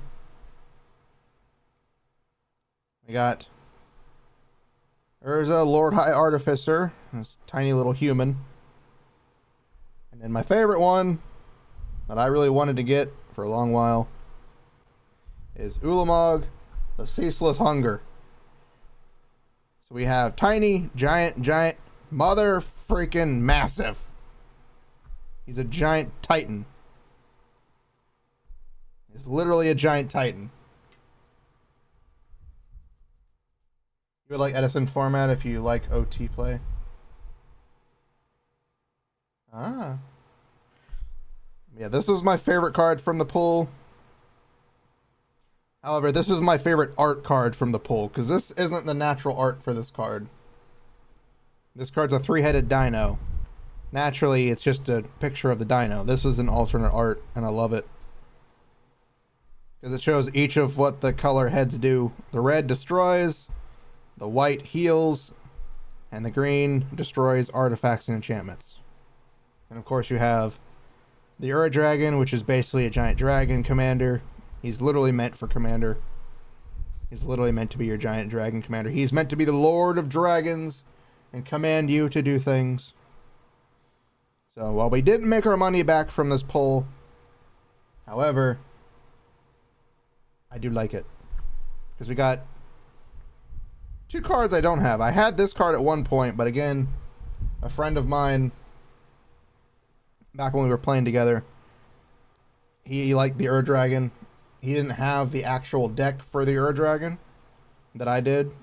So I went ahead and just gave it to him. Because, again, I'm not going to be a dick and be like, I want to trade for it. I just went ahead and gave it to him. It was an expensive card, but again, he couldn't get it. And he loved dragons. So I gave it to him. Sakama. This guy at one point was exceedingly expensive. Mainly because of how fucked up and powerful he is. He's still fucked up and powerful. But they did reduce his strength. He's now a rare instead of mythic like these two. Or these 3. But, again, Ulamog the Ceaseless Hunger is the more badass of them. Because he can't be killed. He can be exiled, but he can't be killed. And whenever he attacks, again, whenever he attacks, the attack does not have to land, but it does have to happen. You just exile your opponent's 20 cards from your opponent's deck. So, yeah. This guy, I really don't play artifacts, so he's kind of pointless for me. This guy right here. He's kind of pointless for me. He's a good card, though. He's pretty decent. Not the best. But these are the 3 big ones that I'm glad we pulled. Which I'm tremendously glad he was the last one, because his alternate art is just so cool. So you got the red, the white, and the green head. Well, technically yellow. Ulamog, Ur Dragon. Just really nice pulls. We didn't pull the creme de la creme card, which was the Jeweled Lotus foil etched. If we had pulled that, that would have been like $500. But I'm never that lucky. I say that, but I did pull a card that somebody was willing to pay $1,000 for. But unfortunately, I wasn't there on opening night. So unfortunately, I didn't get $1,000. It would have been nice to have that $1,000, but I wasn't there. But yeah, this is a pretty good set. Pretty good pull. Again, we didn't make our money. It was a birthday present to myself. But we did get some pretty good cards. There's another card from the pull that I did like. Let me find it. Oh, we got Grand Abolisher. He's not super powerful, but he is a pretty good card. Makes it where your opponent can't cast artifacts, creatures, or enchantments on your turn. So he's a pretty decent card. He's not very good, he's not very powerful, but hey, he does stop some things. We did get Yuriko. She's not super expensive, but she is busted if you have a very good deck.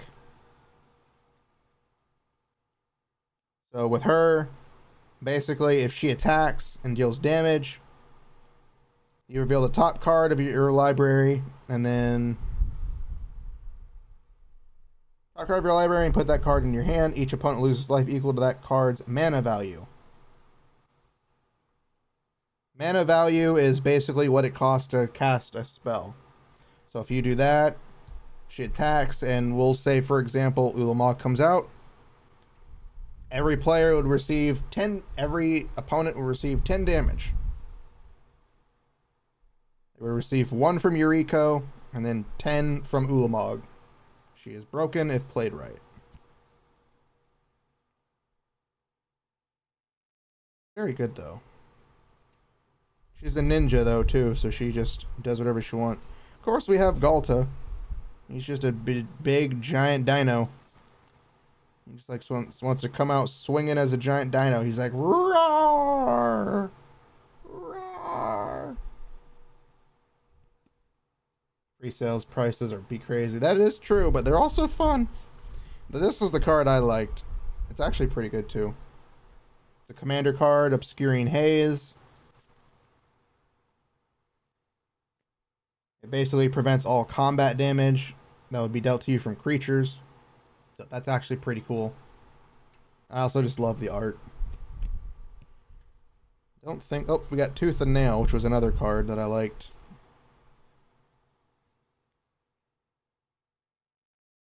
Pay 7, you can get two creatures into your hand. Well, you pay 5, 6, 7. Pay 7 originally. You can get 2 cards into your hand. Pay 2 more. Pay 9. And then you can get those cards onto the field immediately. Does it generate Dino Nuggies on your turn? No. This one doesn't, but he can come out for, at minimum, 2 cost. Because if you have something that costs 10, there's 10 strength on your field, you can come out for 2. Hey, no throwing things at me. So those are the really good cards. Of course, we have some good land cards that came in. Undergrowth Stadium. It's a dual land. If I have more, if I play multiplayer, I can do stuff. I can get it out for without having to tap it. We also had Rejuvenating Springs, which is another commander card. I play it. Same thing. Multiple opponents. I can come in without having it tapped. That was really about all the cards. Well, we did have Foolish Impotence, but it's not super amazing. And we just had the tokens. So yeah, these are the cards that I really liked from the set. From the set that I pulled from my 4 packs. Which is pretty nice. These are the cards I pulled from my packs.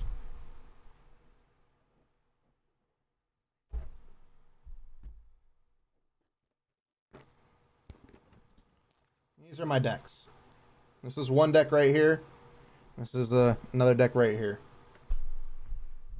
100 cards.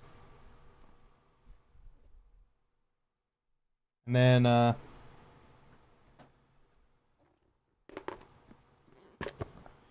here's another deck. I think.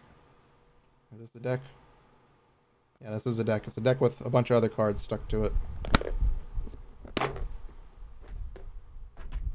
And then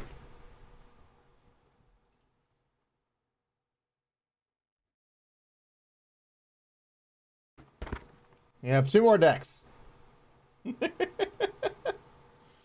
5 decks in total. 5 decks in total.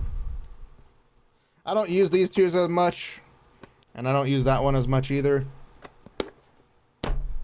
These are the main 2 decks I use, just because I love them.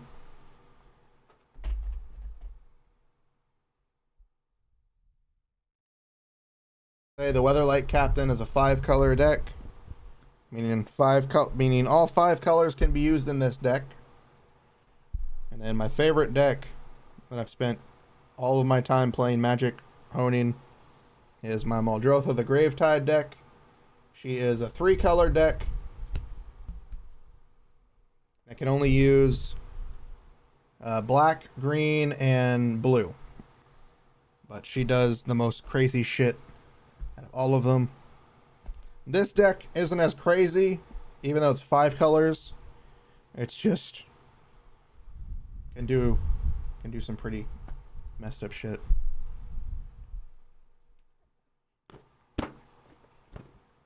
And then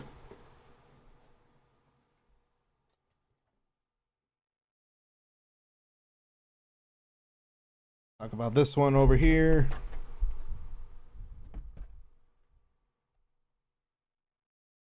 And we have Lord Windgrace. He's a planeswalker. Planeswalkers are special cards that can do a bunch of different things. They're not creatures, so they can't attack. As you can see from it, these little things right here, these three things on the side, they're abilities that the card can do. You can only activate one ability per turn. So its top ability is +2. You discard a card, then draw a card. And if a land card is discarded this way, draw an additional card. If you discard a land card, you get 2 cards. Its -3 ability is return up to 2 target land cards from your graveyard to the battlefield. So you -3, and you get more cards. What is the series of the pack that opened? Commander Masters. Master Commanders. I don't know how to freaking say it. It's one of the more recent sets that came out. And then its -11 ability is destroy up to 6 target non-land permanents. Then create 6 2/2 green cat warrior creature tokens with Forest Walk. He is a planeswalker. And you can't have every planeswalker as a commander unless they say on the bottom right here that Lord Windgrace can be your commander. Yeah, you can't have planeswalkers and he's your commander unless they state that they can actually be commanders. But you get some rest, Daryl, or enjoy your day, whichever it is for you.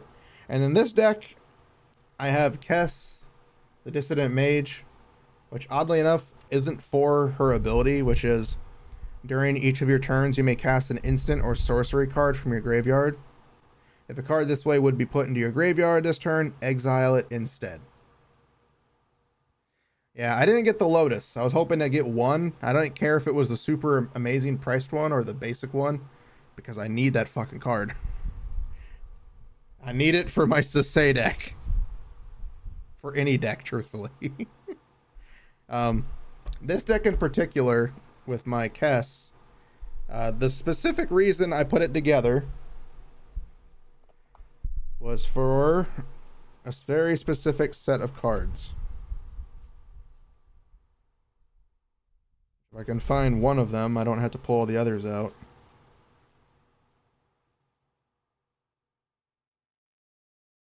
Well, technically it's for 2 reasons. That's one of the 2 reasons, and then the other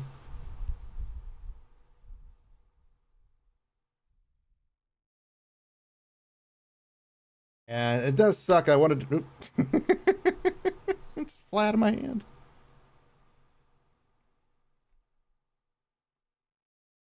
That doesn't mean you can't have multiple cards. They can only be one in the field. In Commander specifically, you can only have one of each card. Aside from basic lands, aside from basic land cards such as mountains, plains, forests, swamps, or islands, you can only have one of each card. That includes special lands. Like, you know, Rejuvenating Springs, you can only have one of these in your deck. Same goes for the Underground Stadium. You can only have one of those in your deck at a time. However, you can have any number of lands in your deck, but you can only have one of each outside of the basic lands. So this deck has 2 purposes, this deck right here. It is to house all the versions of Nicobolus that I could get. He is a planeswalker. He is very nasty. This is one of the 3 or 4 versions I have. Modern Popular, Modern EDH. I think it really depends on the area. The area where I'm in, Commander is a more popular format. Or at least it was at the game store I was at. Modern usually is the more popular one, but Commander is more fun for me. But Nicobolus, this is one of the Nicobolus cards. I think I have 3 or 4 different ones in here. Now, the reason I say 3 or 4 different ones is because there's not 4 of this one card. They're each different ones. This one's Nicobolus the Planeswalker. There is also Nicobolus the World something or other. As long as it has a different name than this one, you can have as many as as many different types of cards. So you get Nicobolus A, B, C, and D in your deck. Yeah, he's a very evil person. But he also is very fun to play. He's expensive as shit to get out in every format. But he's fun to play. He does a bunch of things. This version, he's a Planeswalker, so his +3 is destroy target non-creature permanent. -2, gain control of target creature. Meaning if somebody has something big on their field, I can take control of it for free, for two cost. And then -9 is Nicobolus the Planeswalker deals 7 damage to target player. That player discards 7 cards, then sacrifices 7 permanents. It's not destroy, which means even if you have an indestructible card, like Ulamog where he says indestructible, you still have to get rid of it. But the player chooses those 7 cards, so not me, it would be my opponent. But yeah, this is only one of them. One of the Nicobolus cards. The others are just as angry. And then the other purpose of this deck is to house as many of these cards. These types of cards. This is Nexus of Fate. Its ability, its effect is an instant spell that says take an extra turn after this one. If Nexus of Fate would be put into a graveyard from anywhere, reveal Nexus of Fate and shuffle it into its owner's library instead. I say this, and it's not because of this bottom part. It's the take an extra turn after this one. This deck has, I think, a total of 3 or 4 extra turn cards. So I can technically almost infinite turns if I wanted to. Like, first say, if this was the last card in my deck, I'd cast it, it'd go to my graveyard, I would reveal it, and then it would go back to my deck. If somebody countered it, on the other hand, it would go to my graveyard, but I could still technically do it. Unless they exile this card, it would just keep going. But I want to see if I can find any other Nicobolus cards real quick. Basically, if your opponents are tapped out and they don't have any mana, you're fucked.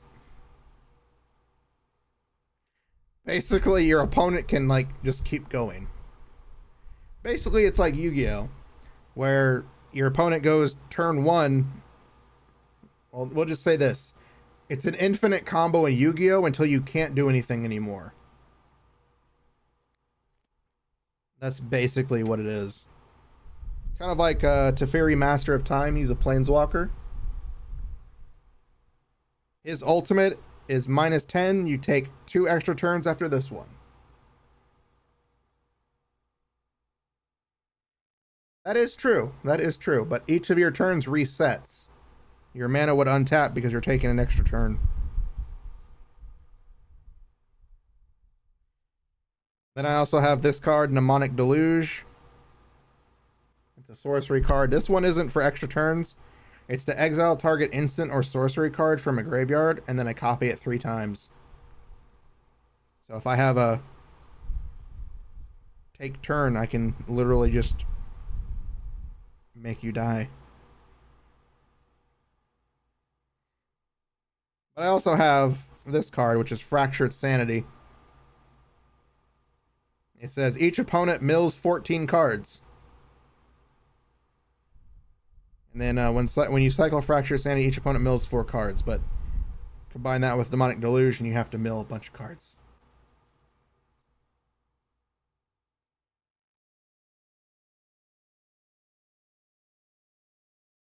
True. Like, if you don't have any cards to draw, you're fucked because you instantly lose. Let's see. Are there any other Wait a minute. Oh, Snuzzlebug it. Snugglebuzz it.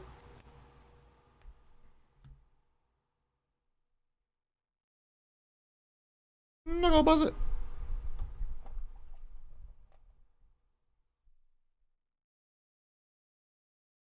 Okay, what other Nicol Bolas cards do I have in here? I have one. Do I have two of you in here? I don't think I do.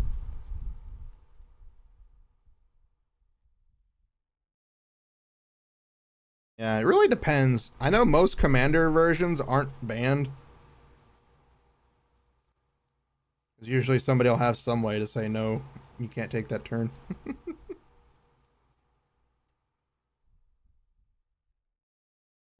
Nicol Bolas the Deceiver, so that's two Nicol Bolases. Nicol Bolas God Pharaoh, that's three. And Nicol Bolas Dragon God, that's four Nicol Bolases in this one deck. There are four Nicol Bolas cards in this one deck. I don't have the normal one. Of course, Torment of Hailfire is my favorite card of all time.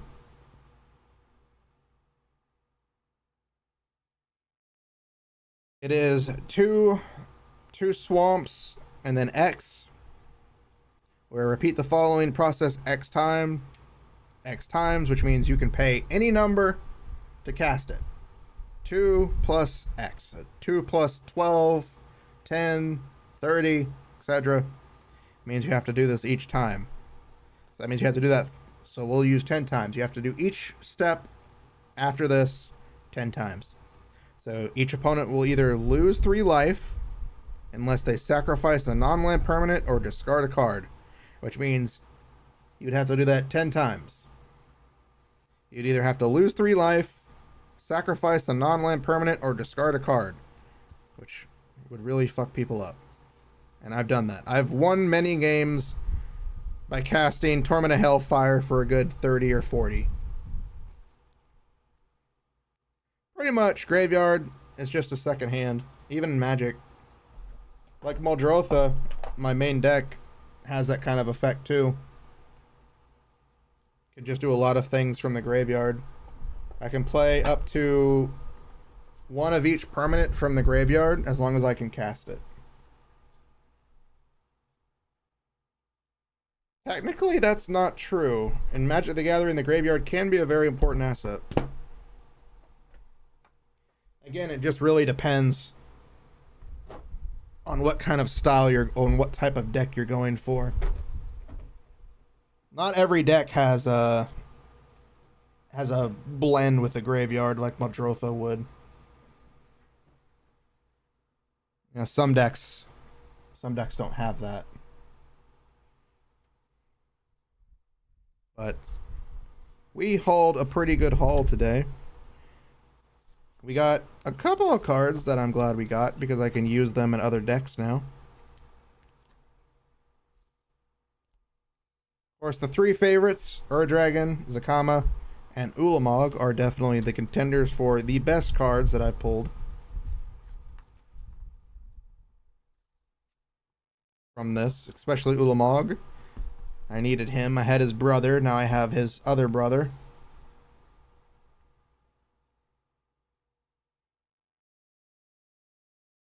Looking at that bad boy right there. He's a massive, massive giant. He's a titan. He's like Attack on Titan, but actually cool.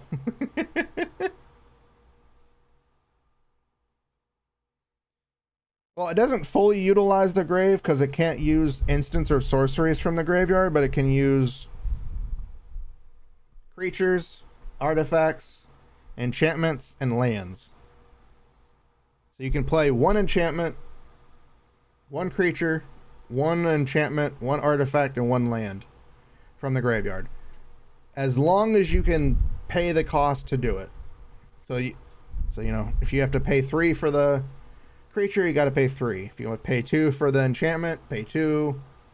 Pay 1 for the artifact, pay 1. The land, on the other hand, since it's a land, usually come in for free. Unless it says comes in tapped, then it has to come in tapped, and etc. etc. But yeah, Muldrotha is one of the few cards that does utilize the graveyard. I don't actually use her for that unless I have to. Unless someone's being an absolute dick to me, I don't really use her for graveyard.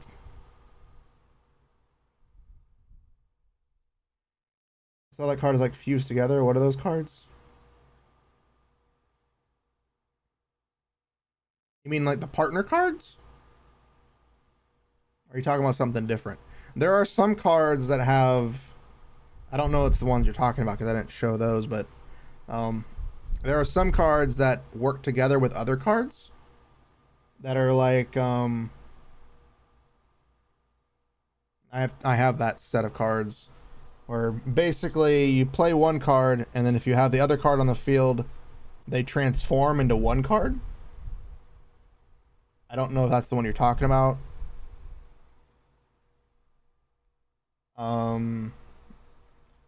Partner cards are commander cards that can be used in your commander zone. As long as it says partner on it, you can have two different commanders. Only if they both state partner. You can't have one card and then one commander that doesn't say it. Adventure. I don't have any adventure cards in my deck. Did you mean from this deck, Sabaro? Or did you mean from the actual cards?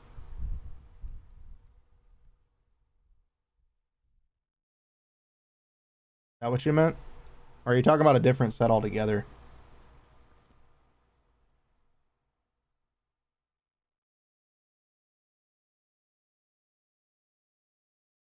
Oh, Planeswalker? Yeah, those are specialty cards. They're not creatures. If this is what you mean. They're not creatures. A different set. You might be meaning like probably the adventure cards and stuff like that where they do certain things. Yeah, I don't really know anything about those because I don't play them. They're very confusing for me. I'm a basic ass individual. I don't like playing those. They confuse me greatly. And my brain hurts.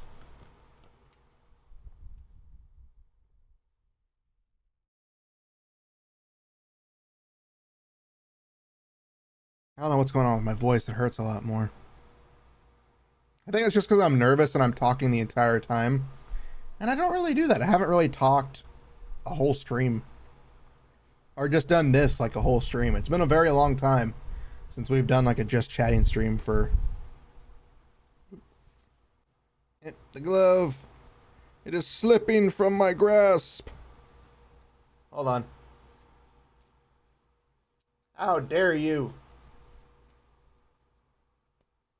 Also, hands! Let me see those hands.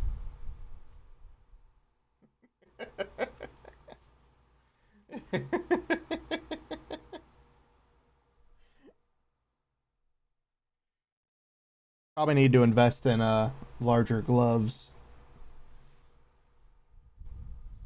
These are medium gloves. And they fit right, but they're very tight. They're very tight and they're very painful to move. Like doing this, it's like an exercise. Like doing this.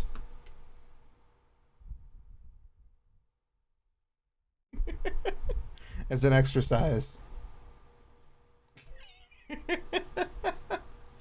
We got Mithra.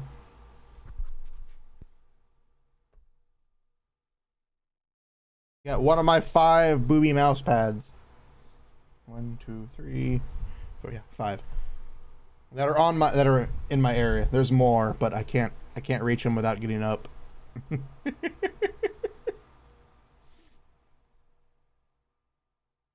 It is. It's a very therapeutic exercise. It's just like bam.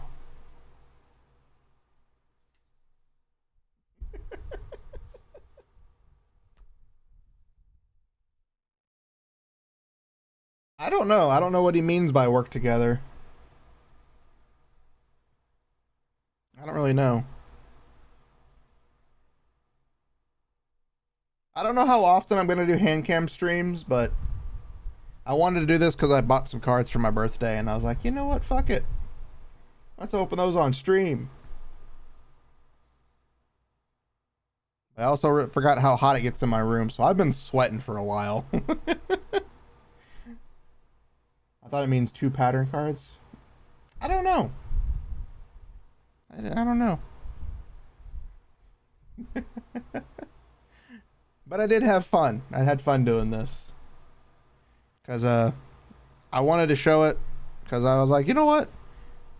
I've been wanting to kind of do a hand cam stream for a while now. So I thought it would be cool to do it. Sorry, I hiccuped. I'm hiccuping. I'm dying.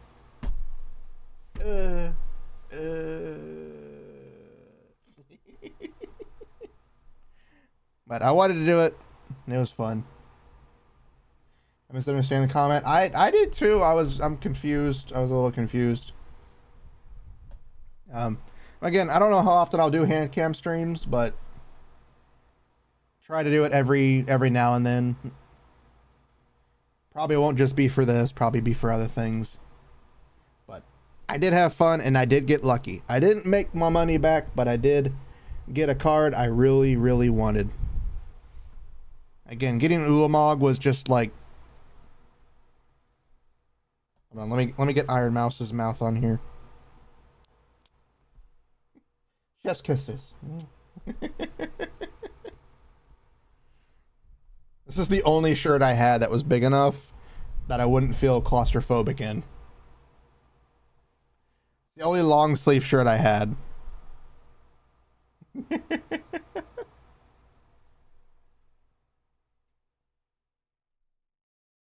My cup. My giant Polar Pop from Circle K that I've had for years.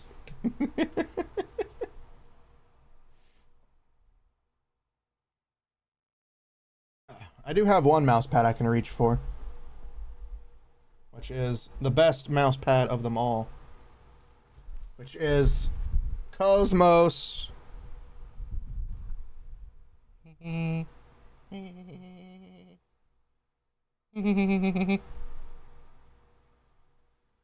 As you can see, best girl is always with me. Can't see her very good because of the light, but she's always by my side.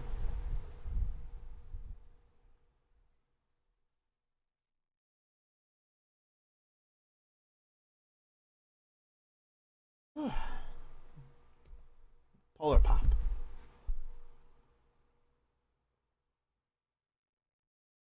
Very heavy.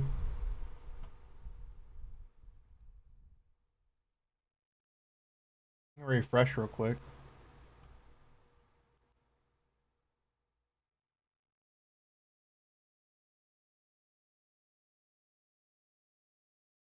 I can't do much about the Twitch delay, unfortunately. I have it set to as short a delay as possible over on YouTube. So I don't know why it's always so bad.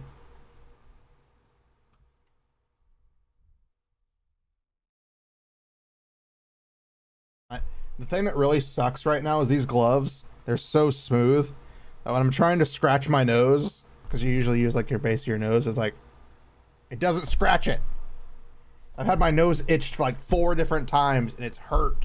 Not hurt, but it's been painful. Because I have to like use my sleeve. I'm like,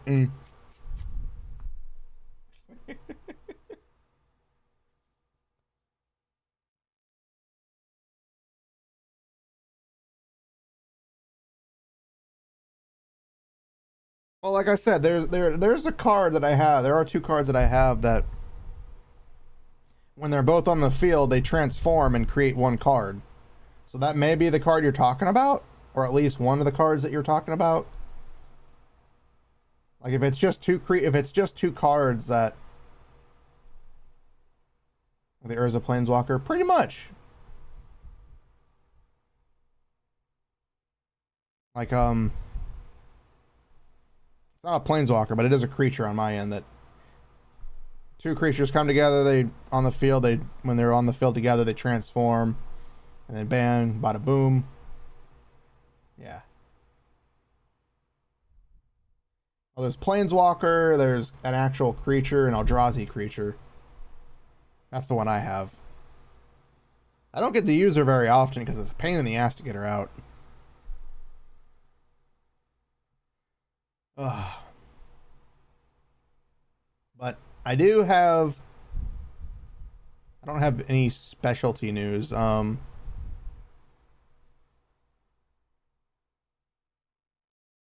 Tomorrow we will be playing Lies of P.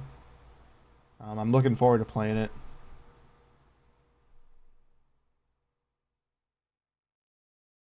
Does it have a name on one of the cards? If that's what you're looking at, like if you're actually looking at it, you could probably just type the name of the card. If you know the name, or if you found the one you're talking about.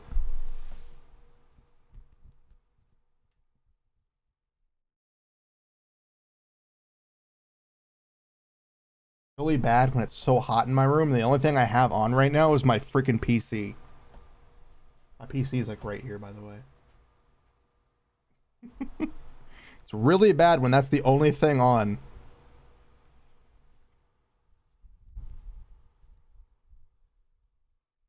Why does this glove keep slipping the way it does? Only in my left hand. Only in my left hand.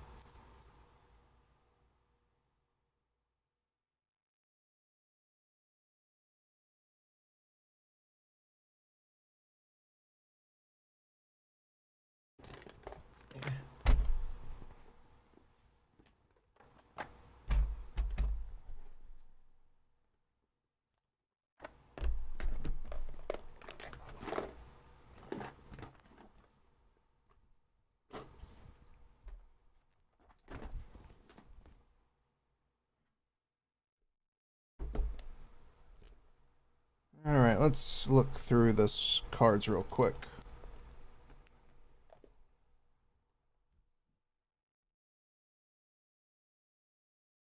They should be in here. If they're not, I'm very concerned with myself for not putting them in a deck that's the only white mana deck I have.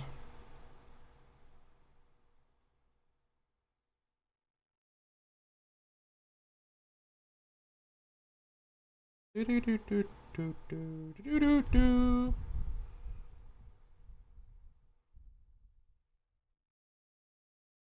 One.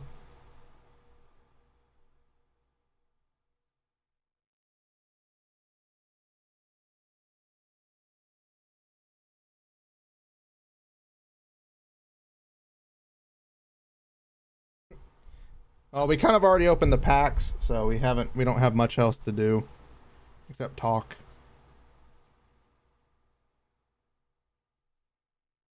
Not that one. Now you're in here. I have your sister. You're in this deck too. Ah, Bruna. There it is.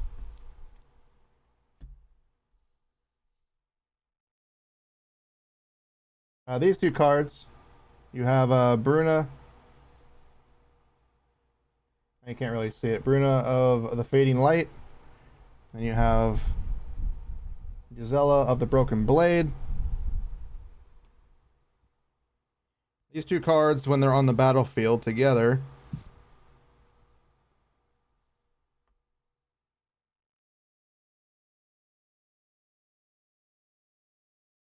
transform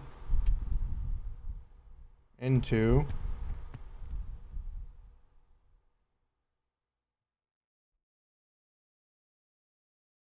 this card. Rosella, Voice of Nightmares.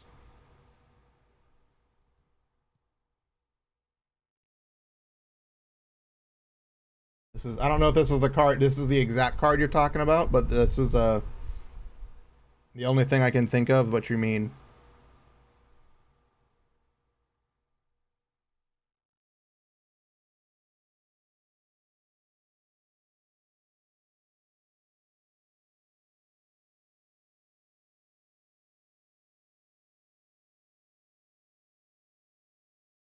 Yeah, those are the only two. That's the one of the cards, and then there's the one that the other that Fangio was mentioning about with the Planeswalker. Hey, stop that! Get in the sleeve. You want to be in the sleeve. You love the sleeve. The sleeve is your home now.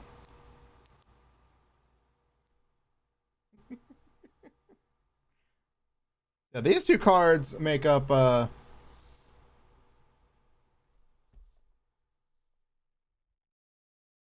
Confused to create a character. If that's what you mean, Sabaro.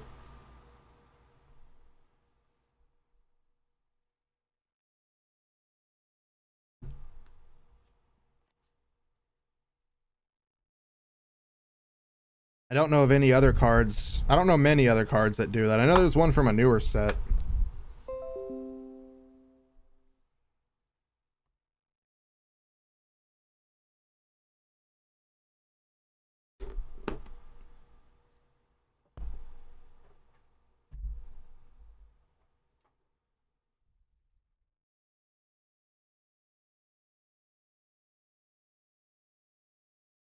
That's the only thing I can think of. I know there's one from the newer set that probably does it. I don't know which one it is. Yeah, I know I know there's cards. Again, I don't know what exactly you mean by fuse. That's the only thing I can think of. Is when the two cards were played, they flip over, and then you have that. I'm guessing that's what you mean. Because those are really the only ones that can do that. Is that.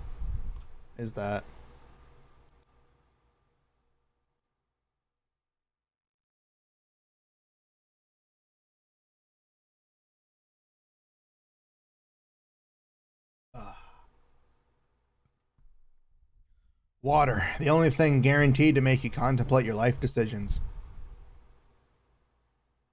That and life itself.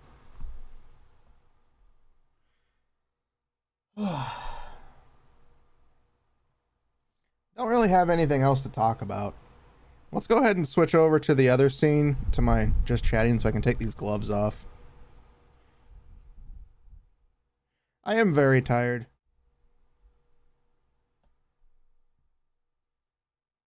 At first you had my curiosity, but now you have my erection. Thank you for the follow. I don't know why it does double audio. It shouldn't be doing that.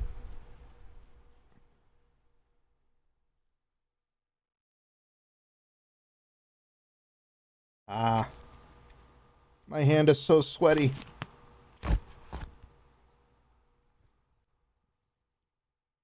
don't know if you heard the glove come off, but it came off like.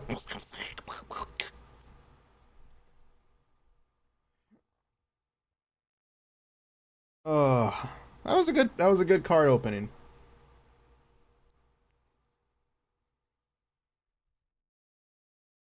That was a good card opening. Okay. Come on, glove. Gooey glove.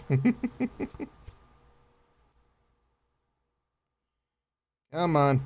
There we go. Got two fingers. Come on, you little mother truckers.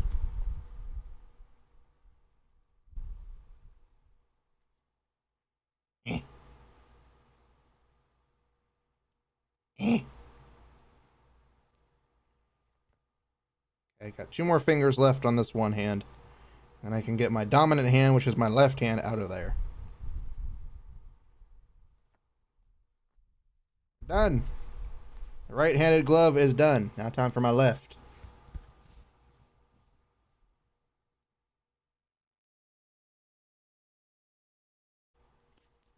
Alright, here we go. Here we go. Taking the glove off. Taking the glove off. Hold on.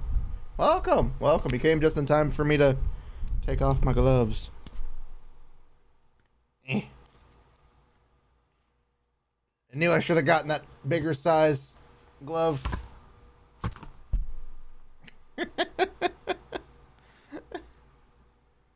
Oh, it feels so weird. It feels so nice though. My hands feel free.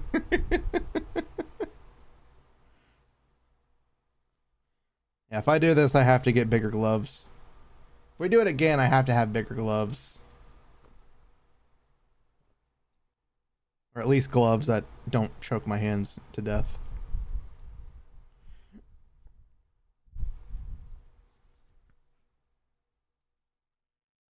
They're reusable gloves, so they're like $2. I can't complain.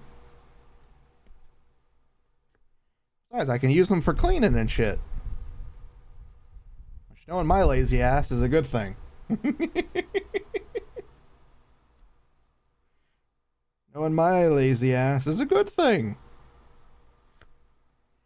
Alright, 2 more fingers and this glove's done. 2 more fingers and we got it done. Oh. Nope. I know you're there. Come on. Come here. Come here. There we go. Alright. Glove's done. Whew. Rough day. Ugh. So much work.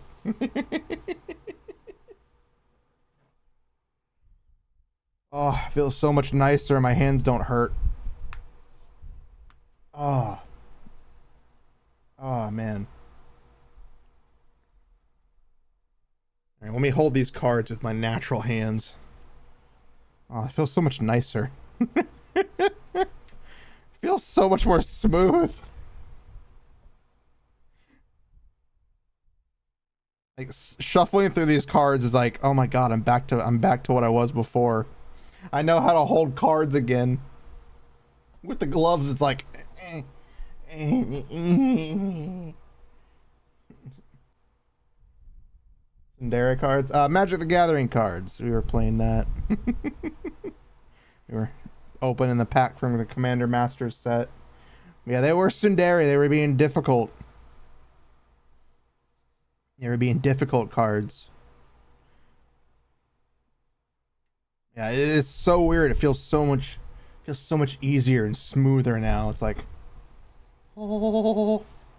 Before the gloves, it's like,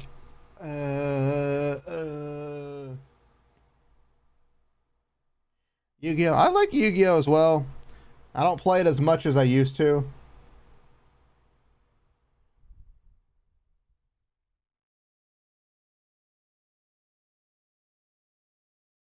A split card.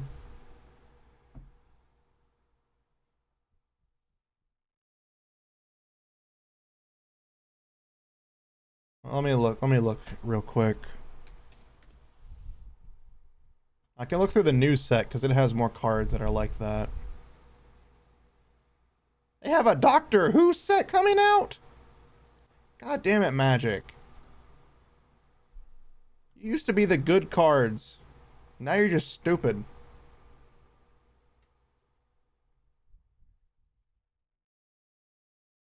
Sabaro, on the card, do you remember if it had like 1, 2, 3, 4, 5 on it with like different things, or if it was a like split down the middle type thing? There's a difference.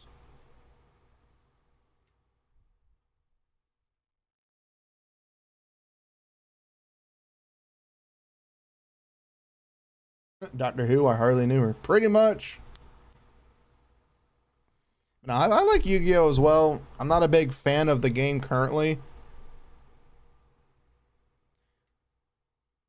Because there's like, adventure cards are cards that have like book pages on them that have like split things. It's a sorcery adventure for this one. Or it's an enchantment. Or it's a sorcery adventure. That's weird.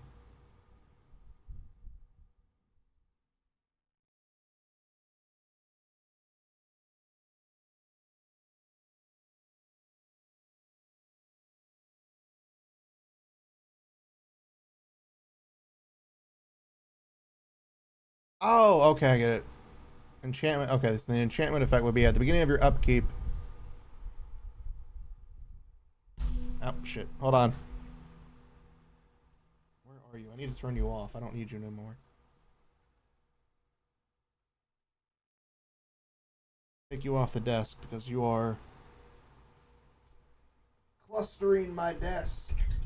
Okay. Yeah, so there's those cards, and then there's cards like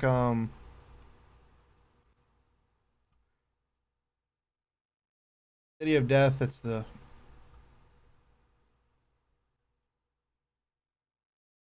known as a saga card. It's split down the middle. It has pictures on one side and it has the effects on the other.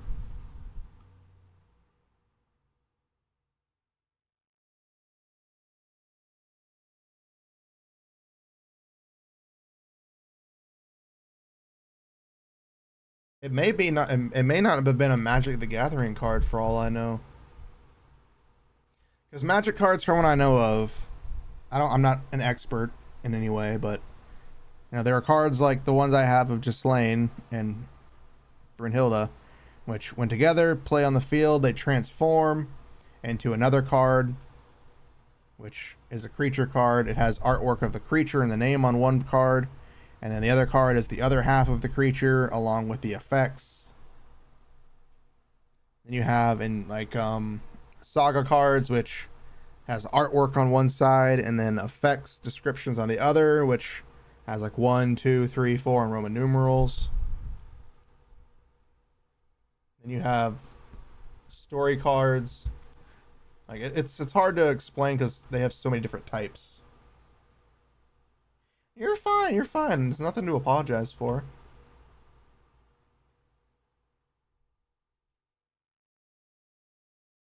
I do not like this set at all. This art style is eh.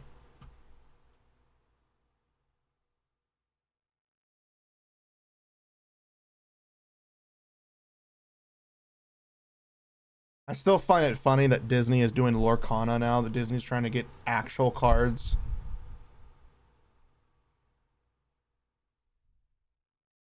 And they're so goddamn expensive.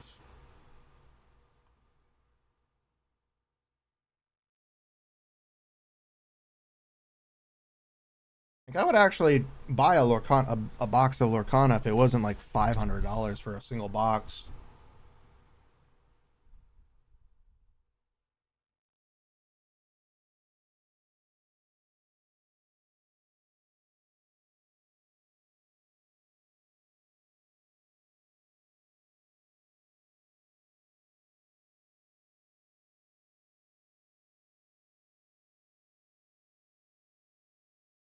So currently on TCG Player, 4 boxes of Disney Lorcana, which is the whole booster box, 4 of those is $1,650.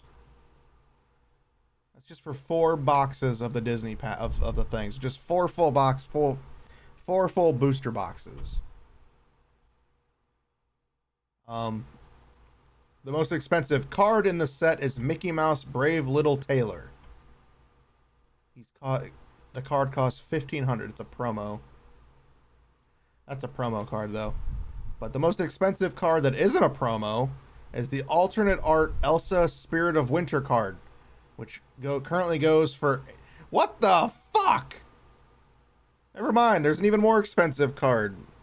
It's a promo card though. It's a promo, so I don't count it. But the promo card of Elsa Snow Queen costs $6,000.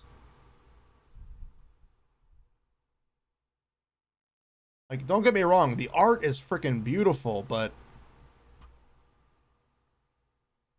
the art is beautiful. Yeah, like the actual booster box. Let's see. That's a pre-sale box for the new set, which is ridiculously expensive.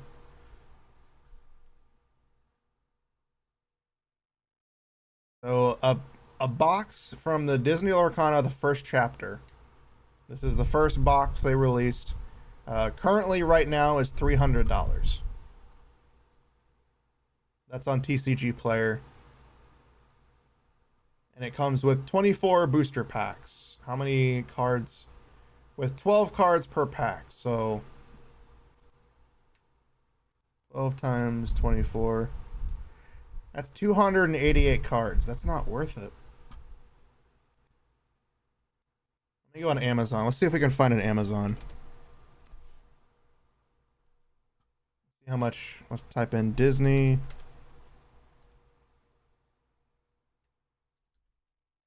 Anna.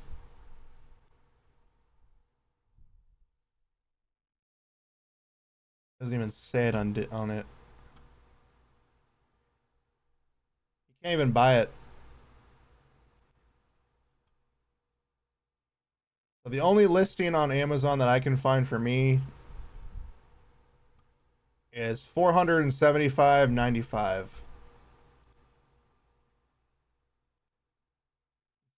That's the only one that shows up when I click it.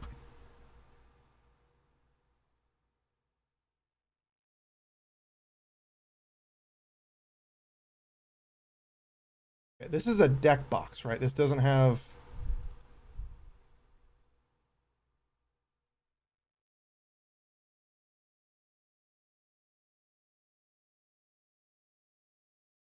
It's a deck box and they're selling it for $50. Disney is not worth that shit. I don't care if Disney crapped out gold. Like, I would love to get into Disney. The cards are beautiful. Do they actually credit the artist? Ah, they do credit the artist.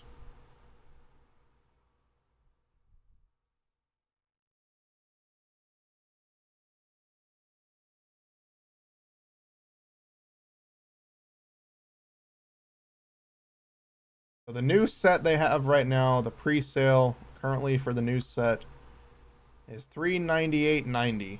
That's on TCG Player though.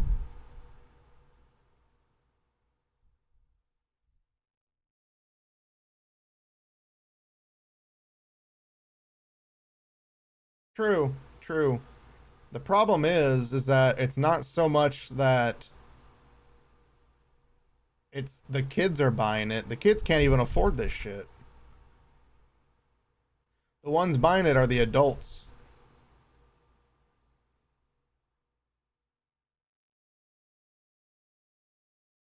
And it seems stupid that they already have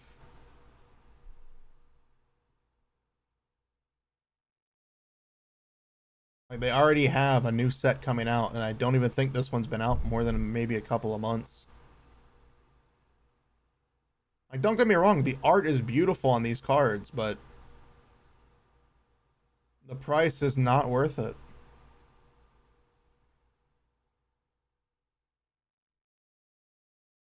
Like a starter deck for Disney Lorcana, the first chapter starter deck, Emerald and Ruby, costs $30.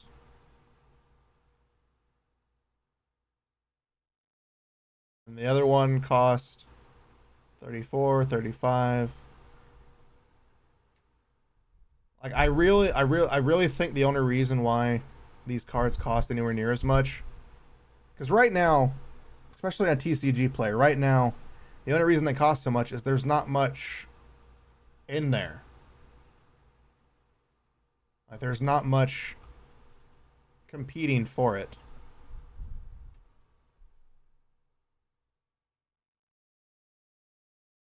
But it's also the Disney branding. Now, granted, TCG Player is more based on market, and that's usually what people are selling it for at other locations.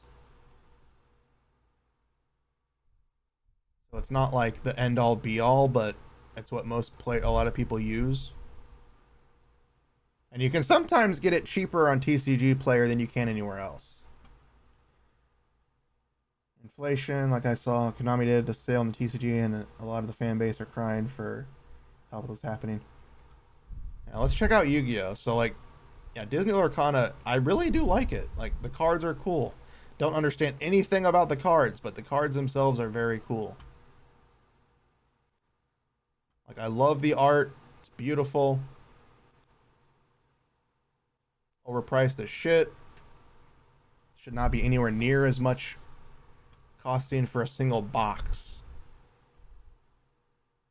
Like they're doing what Magic the Gathering does right now to collectors boxes to their basic boxes. Let's check out Yu-Gi-Oh! The pot collection? Is this a new set? Oh, this is a new set. Okay, So we don't want that one. 21st anniversary, tin dueling.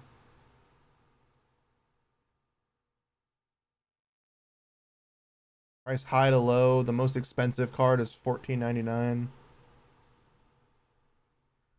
Blue Eyes Jet Dragon for $3. Fuck yeah.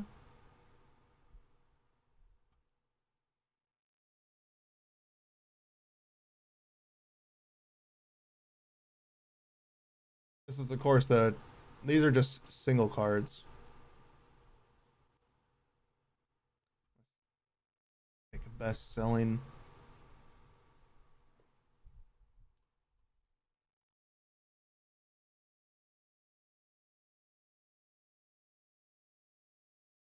These cards aren't too expensive from the 25th set. I mean, I'm used to buying Magic cards for like $5-6, so $2 or $3 doesn't really seem to phase me as much. So that may be me. That's from the 25th set. Tin Dueling Heroes Mega Pack. 10 Dueling Heroes. Let's check this one out. $16 for the box. Is it random? Okay, it's random. Okay. Still not too bad. You get 6 prismatic secret rares, 6 ultra rares, 3 super rares, 3 rares, and 36 commons. Okay, that's actually a shitty deal. Did you miss it? Yeah, you did. But you can watch the VOD. I started right from the beginning with the hand cam, so if you want to see me smack my hands, you can watch it there. I know, I'm sorry. I'm sorry. But let's see. Yeah, most of the cards are still pretty cheap, even from this one. I'm guessing those are prismatic rares. Like 14 for Stardust isn't too bad. Let's actually click on it to see what it says. Yeah, $14 is again not too bad.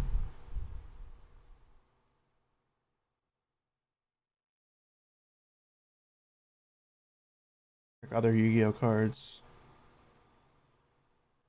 I can never tell with Yu-Gi-Oh. I call scam. I call truth. $30 for a box of Yu-Gi-Oh cards from the Legendary Duelist Soul Burning Volcano Booster Box. Isn't a bad price, but how many cards come in a box? 36 packs of 5 random cards. That's... Jesus Christ. Is Dueling Nexus? Which one is like an actual set? 24 packs of 9 cards in the Dueling Nexus booster box. Jesus Christ, Konami. You're literally better off just buying single cards.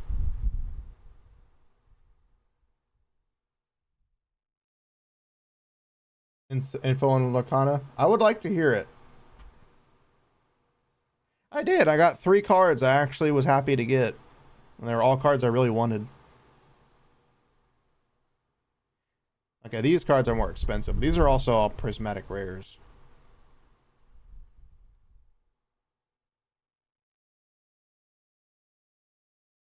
Which, if you care about super shiny foily cards that you can't even frickin' read. You can't even read the card name on that card. God.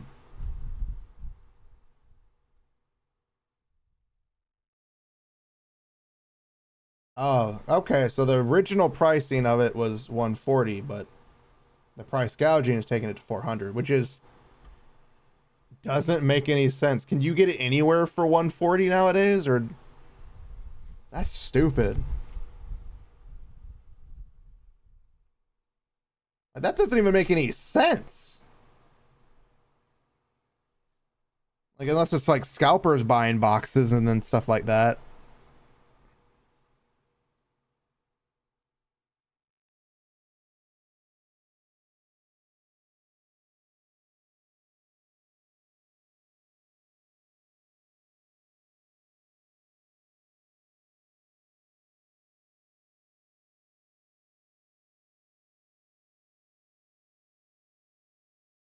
Let's look it up. Let's look it up.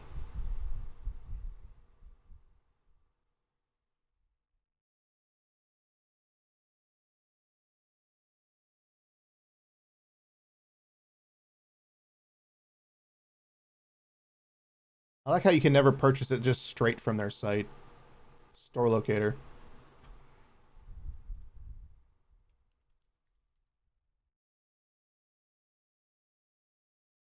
It did. It's really stupid.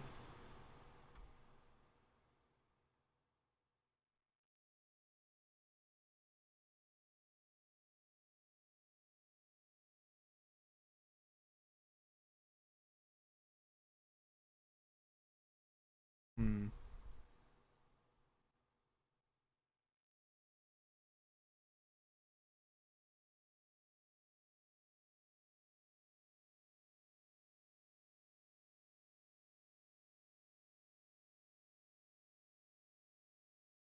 Not too far from me.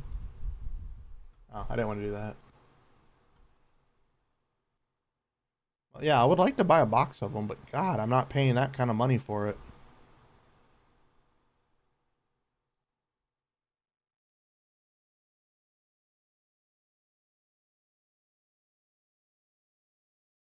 Yeah, the problem is you gotta find a local store.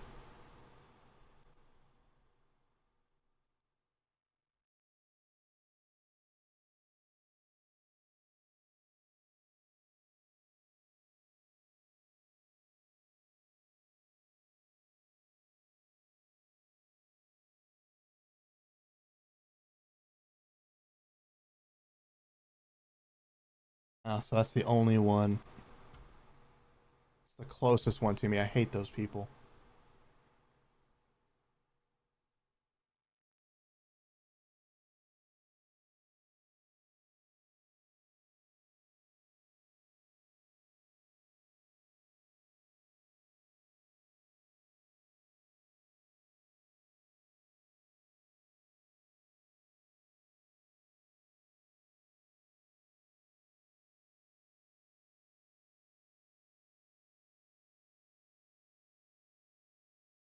Look around. Let's see what their prices are.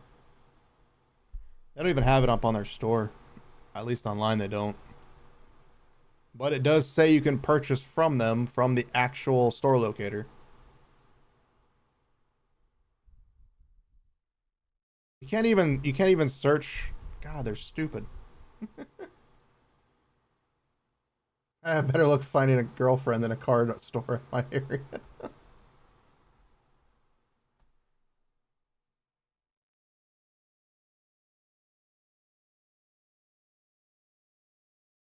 That's good. Yeah, like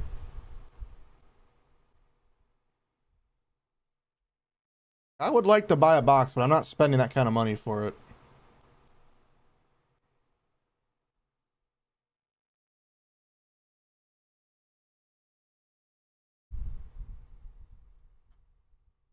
Sadly, my local Walmart doesn't carry cards like that anymore.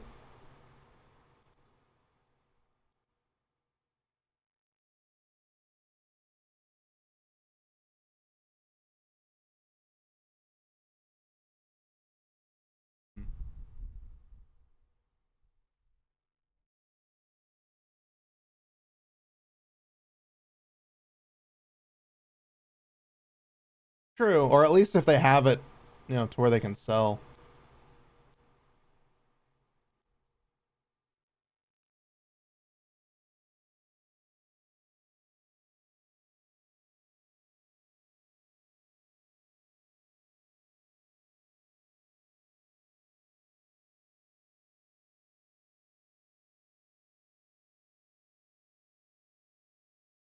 And they don't even have it up on their site for the one that I'm looking at, which is excuse me, which is sad.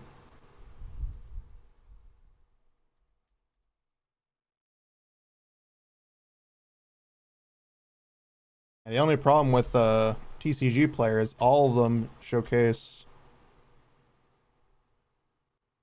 on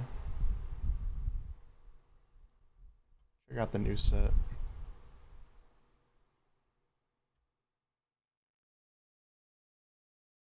What is this? What is this? This is... Oh, it's just... Okay, so that's just a specialty pack.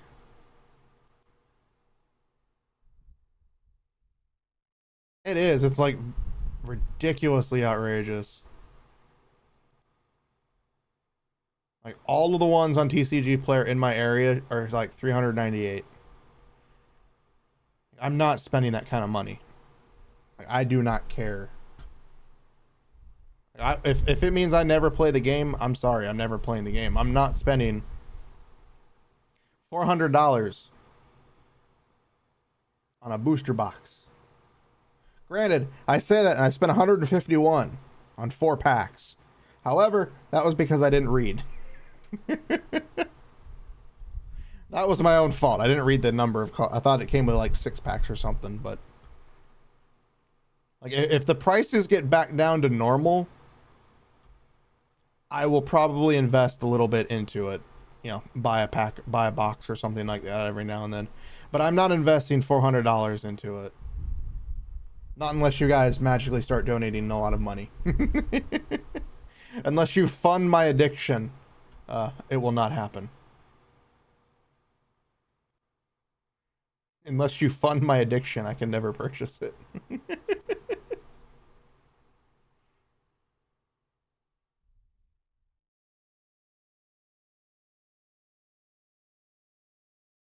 They have an actual full-on One Piece card game now. I mean, the art's amazing, but I'm not a super One Piece fan, so...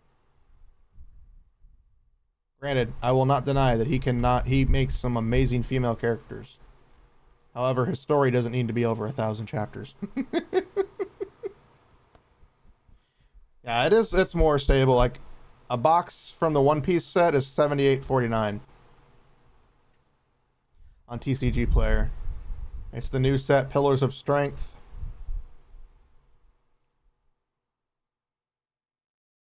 Let's see. I don't really care about all the stuff. Let's see, you get... Does it actually just tell me how many cards are in the box? How many packs are in there? Oh, it says 12 cards per pack with 24 packs per box. Which again isn't bad, especially for the price. I may do that. I may buy a One Piece box for all I fucking care. Just to do a Handcam stream every now and then. But I'm not, like, I would love to do a Disney Lorcana. But the fact that all of that, like, price gouged to hell and back, no. No, I'm not going to support that in any way. And if I do, it'll be a random card that I find that I really like. Where is it? Rapunzel, gifted with healing. If anybody ever wants to look that up. I love Rapunzel. Like, Rapunzel from Tangled, by the way. I love her. Her design in it was adorable. Any artwork of her has been drop dead gorgeous. The artwork in the picture is just freaking beautiful. But I'm not spending $58 on that card. Granted, again, and I state this again, buying Magic cards is kind of like this as well. However, not all Magic cards are costing at $50+.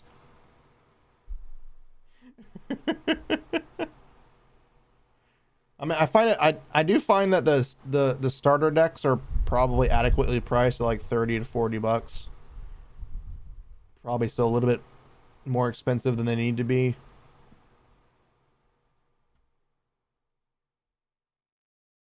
Like a lot of the basic looking cards, I should say, are like more evenly priced. Like, you know, Ariel, Spectacular Singer, she's only $10.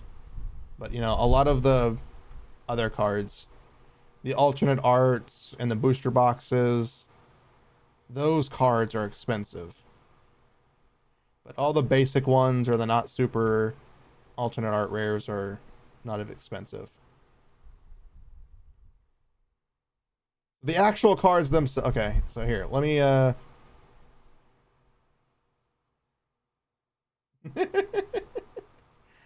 so we'll go back to page 1. I have on TCG Player Disney Arcana for the first set. I have it priced high to low. So the highest, the most expensive thing on the page is 4 boxes of the Disney Arcana, the first chapter, at $16.50. That's 4 boxes, 4 full booster boxes, which is actually more expensive than buying just 4 boxes by themselves. Granted, it's the tax and stuff probably doesn't come into play for that. Let's see. So yeah, a lot of the more expensive cards on the first set are the alternate arts for all the cards, the booster boxes. I'm guessing like a set booster. I don't know if that's actually an alternate art or not, but the Rapunzel gifted with healing. Elsa, Spirit of Winter. She's not the basic Elsa though. She's like an addition card. A lot of those cards are like specialty cards. And then after that on page 2 is when it starts to go down. The most expensive thing on page 2 is $29, and the cheapest thing is $4.44.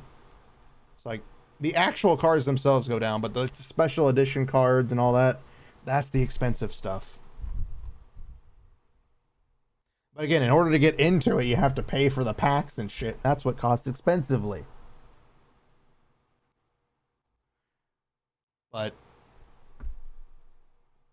you know, I think that's all the time I have for today, guys. My voice is starting to crack because I think I've been talking for over 3 hours. And I usually don't talk this much because I usually have to focus really hard. And it's also getting late. I need to start chilling and cooling down for me to go pass the fuck out. But I will do a hand cam stream again in the future. I don't know when. I will have proper gloves on that fit me better and don't restrict my hands as much as those. But I look forward to tomorrow's stream where we'll be playing Lies of P. I've been looking forward to that game. I don't know really much about it. I didn't watch anything on it, but I did listen to Selene play it when she was playing the demo a while ago. About Magic. Well, I try to make everybody have fun. But thank you guys for hanging out with me today. Thank you for follows, raids, lurks, things thrown at my face, everything in between. It was very fun today. I was very nervous, and I'm glad everybody had fun, and we got to talk about random shit. I promise next time I do a Handcam stream, whether it be card pack openings or knife fights, it'll be more enjoyable, and I will not be as nervous. But thank you guys for hanging out with me today. I am Setsuna Fox, and I'm going to go get ready to get to bed soon, because I, unfortunately, have to pass the fuck out.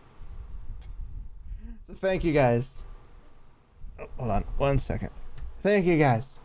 And I hope you all have a great day. Or if your day's ending, get some sleep like me.